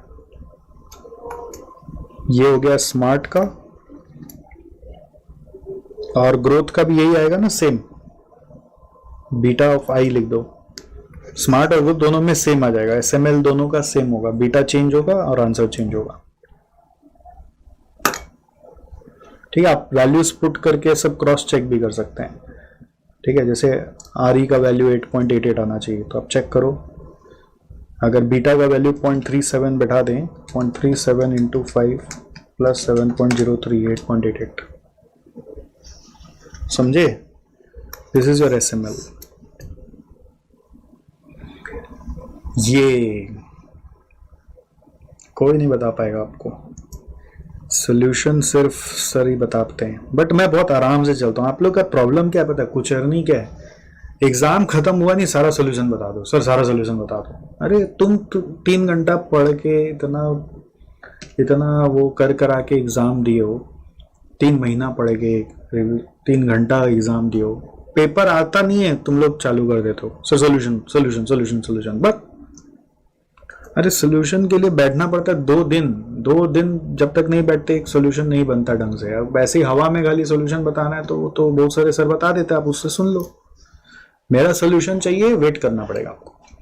मैं आराम से लाता हूँ, मैं हर बार पूरा लाता हूँ, हर बार जब एकदम बेसिक पेपर आ जाता है मैं नहीं लाता हूँ। जहां मुझे लगता है कि पेपर अच्छा आया मैं पूरा लाता हूँ। पुराना भी अगर आप देखोगे आपको बहुत सारा मिलेगा, बट आपको मेरे लिए पेशेंस रखना पड़ेगा। आप मेरे को कुचरनी नहीं कर सकते। मैं जहां आप मेरे पीछे पड़ोगे ना, तो क्या होगा कि मैं डिस्टर्ब हो जाता हूं, फिर मैं बोलता हूं जवाब तो एकदम नहीं देंगे, जो होगा देखा जाएगा। तो मेरे को बहुत धैर्य से काम करना का हैबिट है। पीछे पड़ोगे, मैसेज करने लगोगे, मेरा दिमाग चकरा जाएगा और एकदम नहीं करता फिर। खैर, ये वाला क्वेश्चन पोर्टफोलियो का ये भी करा हुआ अपना, इजी क्वेश्चन है, बट इसको जब इंस्टीट्यूट मैट में अगर आप देखोगे तो उधर कुछ गलत किया हुआ है, ठीक है। और लेकिन यहाँ पे जब आंसर्स दिया वो सही तरीके से करके दिया हुआ है। तो क्या गलत है वो मैं बता देता हूँ, एक प्रोसेस समझ लो। यहाँ पे शेयर्स दिया हुआ है, पोर्टफोलियो वेट है, बीटा एक्सपेक्टेड रिटर्न है, टोटल वेरिएंस है। फिर आपको standard deviation of portfolio return दिया हुआ है 14%, standard deviation of market portfolio returns यानी सिग्मा एम दिया हुआ है 14%। फिर को वेरिएंस आपको दिया हुआ है बीजी बीजेड, बीजेड डीएन और डीएन बीजी का। तो क्वेश्चन पहले बोल रहे पोर्टफोलियो बीटा निकालो, which is basically the weighted average beta, वो 0.68 आ रहा है। फिर बोल residual variance of each of this shares निकालो। रेसिडुअल वेरिएंस होता है अनसिस्टमैटिक रिस्क, तो वो टोटल रिस्क अपने को मालूम है, this is total risk. Residual variance होता है अनसिस्टमैटिक रिस्क, तो पहले सिस्टमैटिक रिस्क निकालेंगे, फिर total risk minus unsystematic, total risk minus systematic risk करेंगे तो आंसर आ जाएगा। तो ये कैसे आएगा, total risk minus systematic risk करके। तो पहले सिस्टमैटिक रिस्क निकालना होगा। सिस्टमैटिक रिस्क कैसे निकलेगा, it is equal to formula is beta square into sigma M square. तो बीटा मालूम है, सिग्मा एम मालूम है 14%, तो beta square into sigma M square करा, 0.4 इंटू 0.14 का होल स्क्वायर कर दिया, यहाँ पे 1.2 इंटू 0.14 का कर दिया, यहाँ पे 0.5 इंटू 0.14 का कर दिया। तो आंसर हम लोगों का ये आ गया। देखना एक चीज़ ध्यान रखना, यहाँ पे जो टोटल वेरिएंस है वो पॉइंट्स में दिया हुआ है, तो इसलिए इसको 14 को 0.14 लेके सॉल्व करना है। तो ये सिस्टमैटिक रिस्क आ गया। फिर total risk minus systematic risk करोगे तो अनसिस्टमैटिक रिस्क आ जाएगा, ठीक है। Total risk minus systematic risk करोगे तो अनसिस्टमैटिक रिस्क आ जाएगा, जिसका आंसर मैंने यहाँ डाला है, ठीक है। रेसिडुअल वेरिएंस उसी को बोलते हैं। थर्ड में बोला portfolio variance using Sharpe index model. Portfolio variance मतलब पोर्टफोलियो का टोटल रिस्क निकालना है, which will be now systematic risk plus unsystematic risk. तो पोर्टफोलियो का सिस्टमैटिक रिस्क के लिए क्या करेंगे हम लोग, beta of portfolio into sigma M square. तो बीटा ऑफ पोर्टफोलियो 0.68 निकाला था, तो 0.68 into sigma M square is 14 का स्क्वायर, तो 0.68 इंटू 0.14 का स्क्वायर, ये बीटा ऑफ पोर्टफोलियो से सिस्टमैटिक रिस्क ऑफ पोर्टफोलियो आया। अब अनसिस्टमैटिक रिस्क ऑफ पोर्टफोलियो कैसे आता है, it is equal to summation weight square into residual variance. ठीक है, सिग्मा ई का स्क्वायर करना नहीं है क्योंकि रेसिडुअल वेरिएंस ही दिया हुआ है। यही मिस्टेक था इंस्टीट्यूट मैट में, यहाँ पे वर्किंग में गड़बड़ किया हुआ, वो लोग इसको भी स्क्वायर कर दिया है, बट इसको स्क्वायर नहीं करना है। Sigma E square as it is रहेगा, वेट को स्क्वायर करना है। देखो कैसे किया हुआ, 0.3, 0.3, 0.4, तो 0.3 का स्क्वायर, 0.3 का स्क्वायर, 0.4 का स्क्वायर करके, but residual variance as it is लिया गया, तीनों को जोड़ दिया तो ये अनसिस्टमैटिक रिस्क आ गया, फिर सिस्टमैटिक अनसिस्टमैटिक को जोड़ा तो टोटल रिस्क आ गया। 3 पार्ट में वर्किंग करना था। ठीक है, फिर बोला portfolio variance on the basis of modern portfolio theory given by Markowitz. तो उसके लिए 3 सिक्योरिटी पोर्टफोलियो यहाँ पे, तो 3 सिक्योरिटी पोर्टफोलियो का वेरिएंस का फॉर्मूला था A square plus B square plus C square वाला फॉर्मूला याद है आपको, A plus B plus C whole square वाला, it was like A plus B plus C whole square वाला। तो फॉर्मूला क्या था, A square plus B square plus C square plus 2ab plus 2bc plus 2ca। तो जब कॉव के साथ होता है तो फॉर्मूला हो जाता है जैसे डब्ल्यू एक्स सिग्मा एक्स का whole square, W Y sigma Y का whole square, W Z sigma Z का whole square, plus covariance दिया हुआ है ना, तो 2 into W X W Y into cov X Y, ऐसे चलता है। ठीक है, फिर 2 into W Y W Z into cov Y Z, 2 into W Z W X into cov Z X. ध्यान रखना ये फॉर्मूला था, तो उसको बस यूज कर लिया यहाँ पे। ठीक है, तो W X is the weight which is 0.3 का स्क्वायर, और सिग्मा एक्स का स्क्वायर, सिग्मा एक्स का होल स्क्वायर मतलब बेसिकली वेरिएंस ऑफ एक्स। तो वेट टोटल वेरिएंस ऑलरेडी मालूम है, टोटल वेरिएंस मतलब क्या होता है, सिग्मा स्क्वायर होता है वो, तो सिग्मा स्क्वायर ही दिया हुआ है 0.015, तो वेट का स्क्वायर इंटू 0.015, देखना वर्किंग 0.3 इंटू 0.015 का होल स्क्वायर कर दो रॉन्ग हो जाएगा, 0.3 square into 0.015, 0.3 square into 0.035, 0.4 square into 0.02, like this the results are coming. इसी तरीके से 2 into W X into W Y into cov of X Y 0.03, तो इसको सॉल्व किया, आंसर आ गया। तो ये इजी था, बट क्या है यहाँ पे अगर प्रैक्टिस नहीं किया हुआ ये सम तो गड़बड़ क्या हो सकता है, टोटल वेरिएंस को पॉइंट में रखा हुआ है तो ये 14 ले लिया तो गड़बड़ हो जाएगा, 0.14 लेना पड़ेगा। ठीक है, इवन जब मैं पहली बार क्लास में भी कराया था तो ये भी मिस्टेक हो गया था, 0.3 को मैंने 0.01186 को भी स्क्वायर कर लिया था, फिर किसी बच्चे ने नोटिस में लाया तो मैं उसको रेक्टिफाई किया। तो ये ध्यान रखना पड़ता है, प्रैक्टिस के साथ साथ अलर्टनेस भी जरूरत है। नेक्स्ट 6A में आ जाओ। 6A क्या चीज का क्वेश्चन है, ये फ्यूचर्स का क्वेश्चन है, बीट इसमें पोर्टफोलियो एंड फ्यूचर्स मर्ज होके आ रहा है। तो सिक्योरिटी ए का प्राइस दिया हुआ है, नंबर ऑफ शेयर्स दिया हुआ है, बीटा दिया हुआ है, तो मैंने प्राइस और नंबर ऑफ शेयर्स मल्टीप्लाई करके वैल्यू ऑफ पोर्टफोलियो निकाल लिया। Cost of capital to the investor दिया हुआ 10.5%। आपको बोल रहा है बीटा ऑफ पोर्टफोलियो निकालो, तो बीटा निकालना इजी है, वैल्यू ऑफ पोर्टफोलियो जो भी मार्केट वैल्यू ऑफ शेयर्स है इनटू बीटा करके वेटेड एवरेज करना है, तो आंसर आ रहा है 0.849। तो ये आंसर है 0.849, ये मैंने यहाँ पे किया है। सेकेंड बोल रहा है theoretical value of Nifty futures for February. तो यहाँ पे आप सोचने लग गए अरे थ्योरेटिकल वैल्यू कहाँ दिया हुआ भैया, निफ्टी का तो कोई वैल्यू नहीं है, निफ्टी का वैल्यू कहाँ से लें। तो उसका चक्कर है कि इस में थर्ड पार्ट में दिया हुआ है, वो थर्ड पार्ट में देखो क्या बोल रहा है, number of contracts of Nifty the investor needs to sell to get a full hedge until February. हम लोग को फुल हेजिंग करना है निफ्टी के थ्रू इस पोर्टफोलियो का, और कितना कॉन्ट्रैक्ट्स चाहिए वो निकालना है। If the current value of Nifty is 5,900 and Nifty futures have a minimum trade lot requirement of 200 units, assume that the futures are trading at their fair value. तो futures are trading at their fair value. fair value मतलब 5,900 नहीं, 5,900 तो current value of futures है आपका। यहाँ पर आपको fair value खुद से निकालना पड़ेगा, 5,900 नहीं लेना है, और for February लेना है। for February मतलब ये पीरियड कौन सा, जनवरी है, तो जनवरी और फरवरी मतलब आपको 2 महीना बाद का फेयर वैल्यू लेना है। तो 5,900 का फेयर वैल्यू कैसे आएगा? थ्योरेटिकल वैल्यू को ही फेयर वैल्यू बोलते हैं, थ्योरेटिकल वैल्यू को ही फेयर वैल्यू बोलते हैं, ठीक है। तो 5,900 into E to the power R T करेंगे। R is your 0.105 if you see it's given here, into T. T के लिए अब क्या चक्कर है कि यहाँ पर नीचे में आप देखोगे ना, डेज के हिसाब से दे रहा है 365। तो 1 जनवरी को हम खड़े हैं, 30 जनवरी प्लस 28 फरवरी का 58 डेज होता है। तो इंटू 58/365 आप कर सकते हो। तो इससे एक आंसर आएगा, और इंटू 5,900 करोगे तो एक आंसर आएगा। बट आप देख रहे हैं हम लोग यहाँ पे कुछ और भी लिखे हुए हैं। वो क्यों लिखे हुए? क्योंकि यहाँ पे ना कुछ नीचे में वैल्यूज दिए हुए हैं। अब ये दिया हुआ वैल्यू लॉग नॉर्मल बोलते हैं। ln मतलब होता है log normal. Log normal of 1.105 is equal to 0.0998। जो लोग मेरे साथ ब्लैक स्कूल्स मॉडल पढ़े उनको पता है लॉग नॉर्मल क्या होता है। तो log normal of 1.105 is equal to 0.0998 का मतलब ये है कि अगर आप 0.0998 को 1 साल तक कंटिन्यूअस कंपाउंडिंग करोगे तो वो रेट नॉमिनली 0.105 बन जाएगा। इसका मतलब 0.105 के कंपैरिजन में जो कंटिन्यूअस कंपाउंडिंग रेट है, इक्विवेलेंट कंटिन्यूअस कंपाउंडिंग रेट, वो है 0.0998, ठीक है। तो वो है 0.0998। तो इसका मतलब ये निकालना है कि कॉस्ट ऑफ कैपिटल जब 10.5% दिया हुआ और नीचे में लॉग नॉर्मल वैल्यू दिया हुआ है, मतलब इसका corresponding continuous compounding rate will be 0.0998। तो उसके हिसाब से यहाँ पे आप 0.0998 इंटू 58/365 भी कर सकते हो।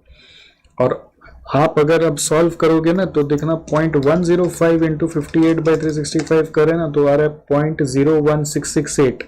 तो 0.01668 का कोई वैल्यूज ही नहीं दिया हुआ है। तो नॉर्मली जब वैल्यूज दिया हुआ है तो वैल्यूज से ही करना चाहिए। तो ये वाला इसलिए नीचे में वैल्यू नहीं दिया हुआ तो रिजेक्ट हो गया।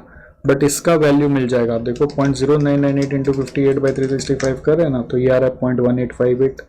तो 0.0158 आ रहा है। तो ये जब आंसर में दिया हुआ है तो अपन सोचे कि इससे करेंगे। तो ये अब आपको क्लिक नहीं करेगा क्योंकि ये आपके लिए एक नया कॉन्सेप्ट था। लॉग नॉर्मल दिया होता है तो ये इम्पैक्ट होता है। ये कहाँ से मिला? ये सीए का मैट में ऐसा पुराना एक क्वेश्चन था, बहुत पुराना, तो वो क्वेश्चन आया। अब सीए का मैट में पुराना 7 साल पहले का क्वेश्चन में एक तो था। तो अब इसका मतलब आप सीए का कितना साल का सॉल्व करोगे? संभव नहीं है। तो कुछ अनोनी होगा, तो उसका बचाव यही कि 0.105 इंटू 58/365 से आप कराते। तो इवन इन सीए का मैट में भी ये सॉल्यूशन एक्सेप्ट किया हुआ है कि 0.105 से जो बच्चा करे उसको मार्क्स देना है। खैर, तो अब ये जो भी है इससे आंसर आ गया 5,900 इंटू ये करके 5994.28 एज यू कैन सी। तो this is your answer for theoretical value 5994.28। Third part में बोला नंबर ऑफ कॉन्ट्रैक्ट निकालो। तो नंबर ऑफ कॉन्ट्रैक्ट कैसे निकलता है? Value of portfolio into beta divided by value of one contract. तो value of portfolio is 1885.4860 into beta is 0.849 divided by value of one contract will be 5994.28 into 200, क्योंकि आपको future का fair value लेना है। तो इससे कॉन्ट्रैक्ट सारे approximately आप देख लो 14 1885.4860 into 0.849 divided by 5994.28 divided by 200 13.35 equal to 14 कर दिया। फिर बोल रहा है नंबर ऑफ फ्यूचर कॉन्ट्रैक्ट फिर से निकालो if we want to make our portfolio beta to 0.6। तो 0.849 से 0.6 ले जाना है, तो आपको actual beta minus desired beta करना है इनटू जो portfolio value divided by value of one contract. तो इसका आंसर है 4। तो इसमें क्या ध्यान रखना है, यहाँ पर ये जो है ना, ये फ्यूचर्स का ही 200 यूनिट दिया हुआ। एक सम आपको कराया था अभी जिसमें बोला था one future contract is equal to 100 units of that shares. तो शेयर्स पे ही सम हो जाता है। यहाँ पे तो वैसे भी नहीं होता वो चीज, बिकॉज यहाँ पे तो बहुत सारे शेयर्स थे। तो यहाँ पे जो वैल्यू है वो एक फ्यूचर का ही दिया हुआ है, 200 यूनिट का लॉट है। तो 5994.28 इन्वॉल्व हो गई, अमाउंट इन्वॉल्व हो गई, खाली 200 पे सम्स नहीं होगा। समझ में आपको मेन ट्रिक क्या था? 10.5 को इससे रिलेट करके क्रैक करना कंटिन्यूअस कंपाउंडिंग के लिए। नेक्स्ट आ जाओ आप, ये वाला क्वेश्चन देखो। ये ऑप्शंस का वैल्यूएशन का क्वेश्चन है, डेल्टा रूट से वैल्यू करने का, इजी क्वेश्चन है। इस क्वेश्चन में स्टॉक प्राइस दिया हुआ है 540, कॉल का एक्सरसाइज प्राइस दिया हुआ है 510, ये ई दिया हुआ है, ठीक है 510। और RF दिया हुआ है 6% कंटिन्यूस कंपाउंडिंग, 3 महीने बाद बोल रहे 600 हो जाएगा, 480 हो जाएगा, उसकी प्रोबेबिलिटी दी हुई है। तो मैंने पे ऑफ निकाल लिया, अगर 510 स्ट्राइक प्राइस है तो 90 होगा या 0 होगा। और क्वेश्चन में बोल रहा है डिटरमाइन करो value of 3 months call option using binomial model delta method. तो डेल्टा मेथड के लिए पहले डेल्टा लगेगा, delta is the pay of difference by stock price difference. तो 90 माइनस 0 बाई 600 माइनस 480 करके डेल्टा निकाल लिया 0.75। डेल्टा रूट का फॉर्मूला याद होना चाहिए, it is equal to delta into S0 minus PV of lower expected price. तो S0 इज 540, लोअर एक्सपेक्टेड प्राइस इज 480, इसका प्रेजेंट वैल्यू लेना है। प्रेजेंट वैल्यू कैसे लेंगे, divide by e to the power RT करेंगे। तो divide by e to the power R में है 6% और T है 3 मंथ्स, तो 6% टू 3/12। नीचे में अगर आप देखेंगे तो 6% टू 3/12 होता है 0.015, तो e to the power minus 0.015, यानी कि बेसिकली इसका मतलब होता है 1 by e to the power 0.015 is equal to 0.985112। ठीक है, तो 480 by e to the power ये है, इसका मतलब हम ये बोल सकते हैं कि 480 इंटू 0.985112 आपको करना है। 1 by e to the power का वैल्यू है 0.985112, तो 0.985112 इंटू 480 किया माइनस 540 किया, तो रिजल्ट आ गया 50.36। This is the value of call option. Delta route से हमेशा कॉल ऑप्शन का ही वैल्यू आता है। पुट के लिए पुट कॉल पैरिटी यूज करना पड़ता है, इसलिए पूछ लिया पुट के लिए पुट कॉल पैरिटी यूज करो। तो पुट कॉल पैरिटी क्वेश्चन में बैठाकर उसमें जो एक्सरसाइज प्राइस लेना पड़ता है वो ई वाला है, ये 510 लेना है, उसका भी प्रेजेंट वैल्यू लेना है सेम तरीका से। तो पुट का वैल्यू आ गया। थर्ड पार्ट में बोल रहा है analyse expected value of the options and stock price at the end of the 3 months. Expected value at the of the option and stock price, ये इसमें फंस जाता है बच्चा कि ये क्या बोला है। Eight the end of 3 months मतलब बस सिंपल आपको समेशन PX करना है, प्रोबेबिलिटी इंटू वैल्यू लेकर जोड़ देना है। तो स्टॉक का वैल्यू 3 महीने बाद 600 और 480 होगा, तो उसका एक्सपेक्टेड वैल्यू क्या होगा 600 इंटू 0.6 प्लस 480 इंटू 0.4। और एक्सपेक्टेड वैल्यू ऑफ कॉल क्या होगा, जो पे ऑफ है 90 into 0.6 plus 0 into 0.4। Expected value कैसे आता है after the eight the end of the period, वो एकदम सिंपल समेशन PX करके आता है। ठीक है, तो ये सम किया हुआ है, मेरे हिसाब से इजी था, है ना।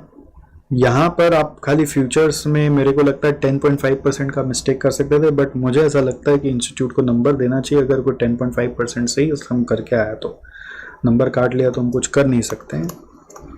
ये फॉरेक्स का क्वेश्चन है 7A। नॉर्मली 6 और 7 फिक्स होता है, ठीक है। 6 फ्यूचर्स ऑप्शंस के लिए फिक्स होता है, 7 फॉरेक्स के लिए फिक्स होता है, हमेशा ध्यान रखना, ऐसा ही होता है। फर्स्ट क्वेश्चन कैपिटल बजटिंग और लीजिंग का ही होता है, MCQ के बाद वाला फिक्स है, ध्यान दे लेना, कभी आगे पीछे हो जाए पता नहीं। तो ये क्वेश्चन में क्या बोल रहे, कंपनी है जिसके पास 600 बिलियन रुपया है और हाफ ऑफ द अमाउंट उसके पास आइडल पड़ा हुआ है जो 6 महीने बाद जरूरत पड़ेगा। तो 6 महीने के लिए वो क्या तो यूके और या यूरोप में इन्वेस्ट कर सकता है। तो यूके में अगर इंडेक्स फंड में इन्वेस्ट करेगा तो उसको ये पैसा इनकम का मिल जाएगा, और उसको जो इन्वेस्ट करेगा एट द एंड है ना 3% कम दाम पे बेचना पड़ेगा, इंटरेस्ट कुछ नहीं मिलेगा। एक्सचेंज रेट अभी स्पॉट का ये है, 6 महीने बाद का ये होगा। तो बहुत सिंपल है, 300 मिलियन रुपया है हमारे पास, ठीक है। तो मैं यूके में इन्वेस्ट करूंगा तो पाउंड में इन्वेस्ट करूंगा, तो उस रुपया को पाउंड में कन्वर्ट करो। तो जो स्पॉट रेट दिया हुआ है पर INR दिया हुआ है, रुपी का रेट है, रुपी का रेट है और रुपी ही कन्वर्ट करना है तो मल्टीप्लाई कर लूंगा। तो 300 इंटू 0.0099 किया तो मेरे पास T0 में 2.97 आ गया। 300 इंटू 0.0099 किया तो 2.97 रुपया पाउंड में कन्वर्ट हो गया। कितना आ गया 2.97। अब ये 2.97 पाउंड जो आ गया हमारे पास, ये जो 2.97 पाउंड आ गया हमारे पास, समझना इसको, ये जो 2.97 पाउंड आ गया हमारे पास, इससे अगेंस्ट में T6 आएगा। T0 के अगेंस्ट में क्या आएगा, T6 आएगा। अब T6 को क्या मिलेगा मेरे को, इसका 3% डिस्काउंट हो जाएगा, और 3% डिस्काउंट होके कितना बनेगा 2.97 माइनस 3% कर दो तो बन गया 2.8809। T0 6 महीना बाद ये हो गया। अब ये T6 के बाद मेरे को इसका T6 के साथ ये दोनों इनकम भी मिलेगा। तो मैंने दोनों इनकम को जोड़ लिया तो टोटल हो गया 3.0239। देखो 2.8809 प्लस 0.1365 प्लस 0.0065 करा तो 3.0239 आ गया। इस 3.0239 को फिर मैं वापस रुपी में कन्वर्ट कर लिया, क्योंकि ये पाउंड है और रेट रुपी का है, 6 मंथ फॉरवर्ड में रेट रुपी का है, तो मेरे को डिवाइड करना है। तो डिवाइड करके मेरा रुपया बना 302.39। मतलब इस ऑप्शन में जाएंगे तो 302.39 लेके आएंगे। और भाई यूरोप में जाएंगे तो सिर्फ टी बिल खरीद रहे हैं, तो T0 में कितना मिलेगा, यूरोज, ये रुपी का रेट है तो 3 मिलियन के अगेंस्ट में 0.011 से मल्टीप्लाई करो, 3 इंटू 0.011, 300 इंटू 0.011, तो 3.3 यूरोज अपने को मिल गए। उसको 7.8% से 6 महीने के लिए इन्वेस्ट कर देंगे तो कितना T6 में बन जाएगा, 3.3 पे 7.8% का 6 महीने का ब्याज जोड़ लीजिए तो 3.4287 आ रहा है। उस 3.4287 को आप फिर 0.011 के हिसाब से डिवाइड करके वापस से रुपीज़ में ले आइए। तो 3.4287 डिवाइडेड बाई 0.011 करेंगे तो 311.7 आ रहा है। तो किस में ज़्यादा वैल्यू बढ़ के आ रहा है, सेकेंड वाले में। तो ऑप्शन 2 यूरोप में इन्वेस्ट करना चाहिए। अब इस तरह का सम आप पहले नहीं किए हुए हैं, आप एक्सपेक्ट कर रहे हैं कि आपको सब किया हुआ चीज़ आना चाहिए, तो वो नहीं हो सकता है। और अगेन मैं बोलूँगा ये सम भी सीए का एक पास पेपर में आया हुआ है, तो इंस्टीट्यूट सीए का उठा के चेप दिया, बट हर समय ऐसा करेगा ऐसा नहीं। पूरा इंडिया जब सीए का करके आएगा तब सीएमए का ही आ जाएगा। और आप सीए का कितना सम कर लेंगे, आप सक ही नहीं सकते हैं। आपको करना है, आप नो डाउट कर सकते हैं, मेरे को कभी कोई दिक्कत नहीं है, मैं नहीं करा रहा आपको, आप अपने से करिए, कोई दिक्कत नहीं। तो कोई जो सीए वाला कराता है फिर वो सीएमए का नहीं कराता, मैं सीएमए का पूरा करा देता हूँ, सीए का कुछ कुछ मेरा कराया हुआ है। अब बहुत सारा और भी चीज़ नहीं कराया हुआ आपको, जो नहीं कराया हुआ वो आ जाएगा एग्जाम में, तो हम कुछ कर नहीं सकते हैं। मैं आपको वही समझाने का कोशिश करो, आप भी कुछ नहीं कर सकते आप, क्योंकि एक लिमिटेड कंसेप्ट से ही जा सकता है। अब इसमें कंसेप्ट अगर बोले तो क्या यूज हुआ, कॉमन सेंस, कि मेरा रुपया गया, उसके बदले इनकम आया और उसके बदले मेरा ये वैल्यू आ गया। अगर आप ये कॉमन सेंस लगाएंगे तो आपको तो सम सीखने का दरकार ही नहीं था। और मैं सच बता रहा हूँ, जब सब मैं सॉल्व कर रहा था मेरे को याद भी नहीं था कि सीए में आया हुआ है, मैं तो बस अपना कॉमन सेंस से कर रहा था, आंसर आता चला गया। आप लोग जो एक्सपेक्ट करते हो ना कि सेम सम छपना चाहिए, सेम टाइप ऑफ सम आना चाहिए, वो थोड़ा सा डिफिकल्ट है। आइए नेक्स्ट क्वेश्चन में चलें, which is 7B। This is also from forex. Forex का नॉर्मली क्वेश्चन 7 फिक्स ही रहता है, ध्यान रखिएगा। तो इसमें हेजिंग का क्वेश्चन है और ये अच्छा क्वेश्चन है। इसमें एक समरी नोट्स हम लोगों का जो बना हुआ था आप लोग के लिए, उसको खोल के देखिए। इसमें कॉन्सेप्ट आपको सिखाया गया था। ऑप्शंस हेजिंग यूज करते हैं फॉर फॉरेक्स। यदि एक्सपोर्टर को फियर होता है कि उसका होम करेंसी एप्रिशिएट नहीं कर जाए, फियर क्या होता है, एप्रिशिएट नहीं कर जाए, तो उसको उस एप्रिसिएशन से कमाना है। एप्रिशिएट करने से उसको लॉस हो जाएगा, तो उस एप्रिसिएशन से कमाना है। तो होम करेंसी का फ्यूचर्स को वो लॉन्ग करेगा और फॉरेन करेंसी का फ्यूचर्स को वो शॉर्ट करेगा। और कॉल ऑप्शन पुट ऑप्शन को लेके भी ऐसा समझाया गया था आपको। तो ये कंसेप्ट ऑलरेडी आपको एक दिया हुआ है, उसी को इसमें यूज करना है। ऐसा ऑप्शंस को लेके भी एक सम करते हैं और ऐसा फ्यूचर्स को लेके भी करते हैं। तो वही वाला ये सम है और अच्छा वाला सम है, स्टैंडर्ड वाला क्वेश्चन है। तो इसमें देखिए क्या बोल रहा है यहाँ पर कि एक्सपोर्ट ओरिएंटेड यूनिट है, उसका 2,40,000 रिसीट आने वाला है 1 अगस्त को और एक्सपोर्ट किया 1 मई को। ठीक है, तो 3 महीने बाद आने वाला है, राइट। मई, जून, जुलाई और 1 अगस्त को आ जाएगा। Following information is available on 1 मई। कॉन्ट्रैक्ट साइज है हम लोग का 640, ये फ्यूचर्स का होगा। फिर आपको यूएसडी पर INR, मतलब INR के रेट्स दिए हुए हैं। स्पॉट 1 मंथ फॉरवर्ड कोई काम का नहीं है, 3 मंथ फॉरवर्ड काम आएगा। और आपका करेंसी फ्यूचर्स का भी अभी यूएसडी पर INR है, मतलब ये INR के फ्यूचर्स हैं। आपको यूएसडी मिलेगा बट फ्यूचर्स होम करेंसी के दिए हुए हैं। तो exporter fears from home currency increase, right. उसका फियर क्या, होम करेंसी इंक्रीज हो गया तो फॉरेन करेंसी डिक्रीज हो गया, तो exporter fears from home currency increase, तो उसको इंक्रीज से कमाना है, फियर से कमाना है, फियर को मेकअप करना है, इसलिए वो उसको लॉन्ग करेगा। फियर को क्या करेगा, लॉन्ग करेगा, मतलब होम करेंसी को लॉन्ग करेगा, मतलब इसका फ्यूचर्स को लॉन्ग करेगा। तो इसमें 2 फ्यूचर्स दिया हुआ है, मई वाला और जून वाला। तो मई वाला कोई काम का नहीं, आपको जून वाला लेना है, क्योंकि जून, जुलाई, अगस्त, नॉर्मली जून वाला क्यों लेना है बताओ। यहाँ पे जून नहीं लिखा हुआ होना चाहिए, ये जून के जगह होगा अगस्त, रॉन्ग लिखा हुआ है।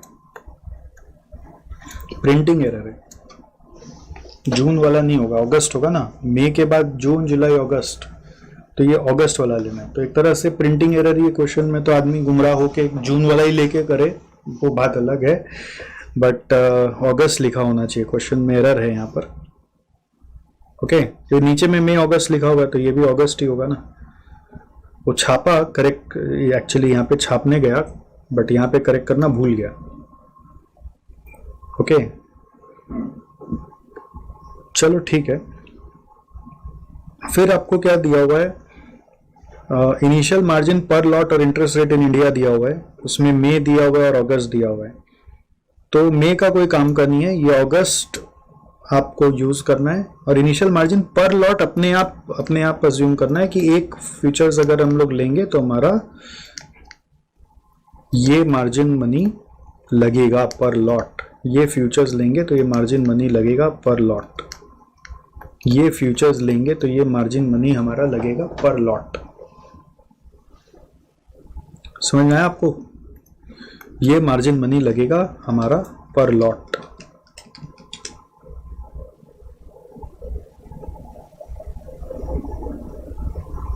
आगे बढ़े, क्या क्या दिया हुआ है, 240 आने वाला है अगस्त में, हम लोग अभी मई में बैठे हैं, 3 महीने बाद आएगा, तो उसके लिए हम लोग को स्पॉट रेट दिया है, 3 मंथ्स फॉरवर्ड रेट दिया है, 640 is the lot size of futures. ये आईएनआर का फ्यूचर्स है, आईएनआर का हम लोगों का रिस्क है कि वो बढ़ जाएगा तो हम लोग नुकसान हो जाएगा, तो हम आईएनआर का फ्यूचर्स को लॉन्ग करना चाहेंगे। मई का डिटेल कोई काम का नहीं है, अगस्त का डिटेल काम का। इनिशियल मार्जिन फ्यूचर्स को कवर करने के लिए दिया जाता है। फिर दिया हुआ ऑन 1 अगस्त 23 spot rate is 0.0126 and currency future rate is 0.0125।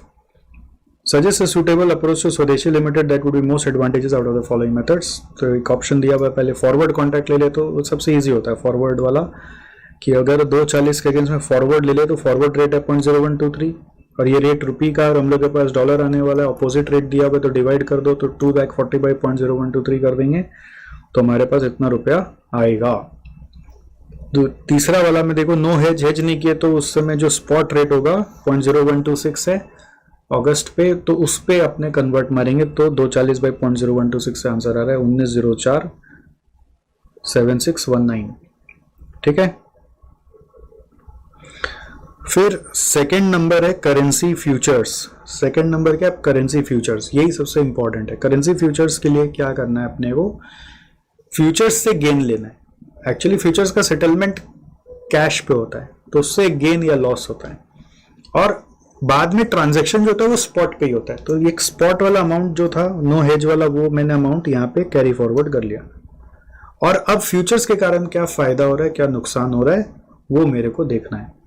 तो फ्यूचर्स के लिए कितना लॉट लगेगा पहले वो देखेंगे। तो एक्सपोजर कितने का एक्सपोजर है हम लोग का, 2,40,000 फ्यूचर्स है जो पर INR है, तो उसको INR में कन्वर्ट करना पड़ेगा। तो 240 को अगस्त के वैल्यू पे कन्वर्ट करते हैं तो 240 बाई 0.0125 से वैल्यू निकल के आ रहे 1920। एक लॉट का साइज है 640, तो 1920 को 640 से डिवाइड किया तो 30 लॉट लगेगा। तो उस 30 लॉट के लिए हम लोग को इनिशियल मार्जिन फ्यूचर्स में जमा करना पड़ेगा। तो 26,000 इंटू 30 लॉट हम लोग का मार्जिन जमा होगा। वो मार्जिन 3 महीने बाद रिलीज होगा तो 3 महीने का ब्याज लग जाएगा 16,575 रुपया, वो इसी के ऊपर आया। ठीक है। और फिर अब हम लोग फ्यूचर्स बाय करेंगे, क्यों, क्योंकि हम लोग को तो INR से इंक्रीज से कमाना है। अगर हम बाय करेंगे तो 0.0125 में बाय होगा, और हम फिर फ्यूचर्स को सेल करेंगे। 0.0125 में बाय करेंगे और 0.0125 में ही हम लोग सेल करेंगे। 0.0125 में हम लोग बाय करेंगे और सेल कितना में करेंगे, यहाँ पे तो अगस्त का फ्यूचर प्राइस ही, और उस समय फ्यूचर्स का सेल प्राइस क्या दिया हुआ है, यहाँ पे भी 0.0125 ही दिया हुआ है। तो बाय भी 0.0125 में, सेल भी 0.0125 में, तो फ्यूचर्स का गेन $0 आया। मान लेते हैं यहाँ पे कोई गेन आया होता, तो ये गेन डॉलर में आ रहा है, ये कैसे पता चलेगा, क्योंकि INR का फ्यूचर्स है, बदले में डॉलर मिल रहा है। इट इज डॉलर पर INR, एक INR के पीछे इतना डॉलर का फायदा हो रहा है। ठीक है। तो ये डॉलर में आ रहा है, ये ट्रिक ध्यान नहीं रहता है। अगर यहाँ पे $2 या $1,000 कुछ भी $100 आ जाता तो ये गेन यूज नहीं कर सकते थे आप, फिर इस गेन को रुपी में चेंज किया जाता। कैसे, इस $0 को डिवाइड करते हम लोग स्पॉट पे 0.0126 पे। तो ये मैंने एक हिंट दे के रखा हुआ है कि जस्ट इन केस कि ये गेन आता तो उसको फर्दर रुपी में चेंज किया जाता। सिंस ये जीरो है तो जीरो ही रहने दिया। अब आपका एग्जाम का कोई सम होगा तो उसमें हो सकता है ये गेन आ जाए, ठीक है। तो ऐसा जो सम अपने क्लास में भी किए हुए, उधर गेन आ रहा था तो अपने उसको फिर चेंज किए थे वापस, ठीक है। उस सम को जाके वापस देखिएगा, ओके। वो सम करे बिना एग्जाम में होता नहीं है, और एग्जाम में आ जाता है। आप सोचते हैं सब हार्ड है नहीं आएगा, कौन बोला हार्ड है नहीं आएगा? हार्ड वाला भी आएगा एग्जाम में, इजी वाला भी आएगा। सिर्फ हार्ड नहीं आता, सिर्फ इजी भी नहीं आता, दोनों आता एग्जाम में। तो ये गेन वापस रुपी में चेंज होता, ये एक सम का ट्रिक होता है। यहाँ पे जीरो आया तो कोई फर्क नहीं पड़ा, बट अल्टीमेटली नेट गेन निकालना है। तो नेट गेन क्या होगा? Net gain is equal to जो भी अपना स्क्वायर ऑफ करके अमाउंट आया वो जीरो आया, माइनस इंटरेस्ट। Interest is 16,575। तो बेसिकली नेट में गेन नहीं हुआ, फ्यूचर्स में जाके लॉस हो गया 16,575 का। तो ये माइनस में आ रहा है, मतलब लॉस हो गया हम लोगों का 16,575। तो ये 16,575 हम लोगों को कम मिलेगा, मतलब जो पैसा मिलना था वो बिना हेजिंग के इतना मिल जाता, फ्यूचर्स के कारण लॉस हो गया तो अमाउंट कम हो गया।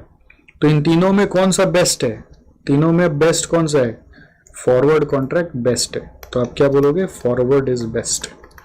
तो फर्स्ट और थर्ड तो बहुत इजी था, मेन यहाँ पे सेकंड वाला को टेंशन लेके करने का था। तो सेकंड वाला में क्या था कि पहले नंबर ऑफ कॉन्ट्रैक्ट निकालना पड़ेगा। अब नंबर ऑफ कॉन्ट्रैक्ट निकालना है तो वो कैसे निकालोगे? वैल्यू कितना है एक्सपोजर का? एक्सपोजर वैल्यू $240 में है, ये सब INR का है तो INR में लाना पड़ेगा। तो INR में लाने के लिए 0.0125 से लाएंगे और उसको फिर 640 से डिवाइड करेंगे, ठीक है। यही सीखना था, ओके। फिर उसका इनिशियल मार्जिन में अगस्त का यूज़ करना है, और यहाँ पे जून का डिटेल नहीं है, अगस्त का डिटेल है। कैसे पता चलेगा? ये जब सम्स ठीक से घाटा हो उधर तो इधर कनेक्ट करेगा, नहीं तो ये कनेक्ट नहीं करता है, ठीक है। ऑल राइट, नेक्स्ट है 8 का थ्योरी है जिसका मैंने पॉइंट्स लिख दिया है। और ये भी देखो बदमाशी वाला क्वेश्चन है, 14 मार्क का 3 क्वेश्चन है। सिक्योरिटाइजेशन फिर भी इजीली याद रहता है। अब बाकी दो आप लोग पढ़ते नहीं हो, थ्योरी मैराथन वीडियो यूट्यूब में डाला हुआ है, उसको 2 बार सुनना पड़ेगा, पॉइंट्स थोड़े याद करने पड़ेंगे, तभी आप एग्जाम में थ्योरी अटेम्प्ट कर पाओगे। तो इस पूरे खत्म करने के बाद पेपर को एक जजमेंट करते हैं कि कितना मार्क्स एक बच्चे का एवरेज में आ सकता था, क्योंकि यहाँ पे पेपर में कुछ जालसाजी था इसलिए। तो मेरे को लगता है अगर कोई थ्योरी थोड़ा बहुत MCQ प्रैक्टिस कर लिया है तो MCQ में वो 30 में 25 नंबर या 26 नंबर, 25 क्या मतलब राउंड फिगर में तो नहीं आएगा, मतलब ऑड नंबर में नहीं आएगा, इवन में आएगा। तो 3 रॉन्ग हो सकता है, तो 24 नंबर तक आराम से उठा सकता है MCQ में, मुझे ऐसा लगता है। अब उसके बाद आती है क्वेश्चन 2A। तो 2A में स्टेप मार्किंग मिलता है मेरे हिसाब से। इसमें बहुत सारा जगह मिस्टेक होने का चांस था। एक तो टैक्स आप लोग इग्नोर कर देते शायद, दूसरा इंक्रीमेंटल डेप्रिसिएशन सोच लेते, नंबर काट लेगा वो लोग, नहीं दिमाग लगाता है चेक करने वाला कि आप क्या सोच के कर रहे हो, ये रिस्क है। तो 2A अगर आप करते तो रॉन्ग हो जाता। मैं अज्यूम कर रहा हूँ कि 2A भी आपने छोड़ दिया होगा, B में भी आप करने जाते और सैल्वेज वैल्यू के साथ net of capital gain tax नहीं लेते तो गड़बड़ हो जाता। बट इसमें B में EAI भी आप नहीं निकालते, क्योंकि EAI के बारे में बोलना नहीं है कुछ, तो आप फंस जाते, क्या करना है समझ नहीं आ रहा, तो आपका रॉन्ग हो जाता है। तो मैं ये सोच रहा हूँ कि आपको इतना डाउट्स आ रहा था इसमें कि आपने 2A भी छोड़ ही दिया ऑप्शन में। तो चलो एक ऑप्शन में छूट गया। अब थ्योरी आपने दूसरा ऑप्शन में छोड़ दिया, क्योंकि आप थ्योरी पढ़ते नहीं हो, तो बाकी सब आपको करना ही पड़ेगा। तो 3A जो क्वेश्चन है, 3A क्वेश्चन क्या था वो आपने पढ़ा होगा तो ईजी है, कर लेंगे आप। 3B भी आप कर लेंगे। तो 3 पूरा स्कोरिंग, ठीक है। 2 और 8 मैंने ऑप्शन में निकाल दिया, ऐसा मैं सोच रहा हूँ। आप आगे भी ऐसा प्लानिंग कर सकते हो, बट क्या होगा फिर बीच में बहुत रिस्क बढ़ जाएगा। थ्योरी थोड़ा पढ़ के जाते तो रिस्क कम हो जाता है। और कैपिटल बजटिंग लीजिंग का तभी करना है जब लगे कि आपको बहुत आसान सा क्वेश्चन आया है, और हमेशा उसको थोड़ा लास्ट में करोगे, बहुत टाइम खा जाएगा शुरुआत में। 4A आपसे नहीं होता, मतलब 2 और 8 छोड़ा होता तो 4A आप कर नहीं पाते, क्योंकि 4 एकदम अलग कंसेप्ट है। तो ये 7 मार्क का आपको छोड़ना ही पड़ता, ठीक है। मान रहे थे 3AB में आपका 14 नंबर आ जाता, तो उधर 24 आ गया, इधर 14 आ गया, 38। 4A आप कर नहीं पाते। 4B में भी मिस्टेक होने का बहुत चांसेस है, क्योंकि 1 लाख हिडन है, वो ध्यान नहीं रहता कि उसको लेना है, और ये इंटरिम डिविडेंड फिर से लेना है, ये भी ध्यान नहीं रहता। तो मैं इसमें मान रहा हूँ कि आप ये 4B करे होते और उसमें आपको कुछ स्टेप मार्किंग के 2 नंबर या 7 नंबर का है ना, तो 2 नंबर आपको मिलते हैं। ठीक है, तो 40 आ गया अभी तक। फिर ये 5A आपको करने में बनता नहीं, आप फंस ही जाते, क्योंकि यहाँ पे ट्रेनर रेशियो ही मिस्टेक है। तो अभी इंस्टीट्यूट इसका ग्रेस मार्क देगा नहीं देगा मेरे को मालूम नहीं। तो 5A हम एक बार 0 ही पकड़ रहे हैं। 5B मैं अज्यूम कर रहा हूँ कि ये सेम सम आपका किया हुआ है, तो आप इसमें 7 में 7 उठा लेंगे, ऐसा अज्यूम करें। तो 47 आ गया। फ्यूचर्स का ये वाला सेम सम आपका किया हुआ है 6A, बट अब ज्यूम करें कि 10.5% से ही आप किए हैं, ये लॉग नॉर्मल आपको क्लिक नहीं किया और आप 10.5% से ही करके आंसर निकाल दिया और इंस्टीट्यूट सही कर दिया, तो आपको 7 नंबर और मिल गया, 54।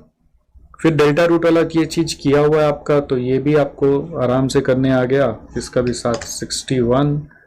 और ये भी आप ट्राई किए 7 नंबर, तो इसमें आ गया 68।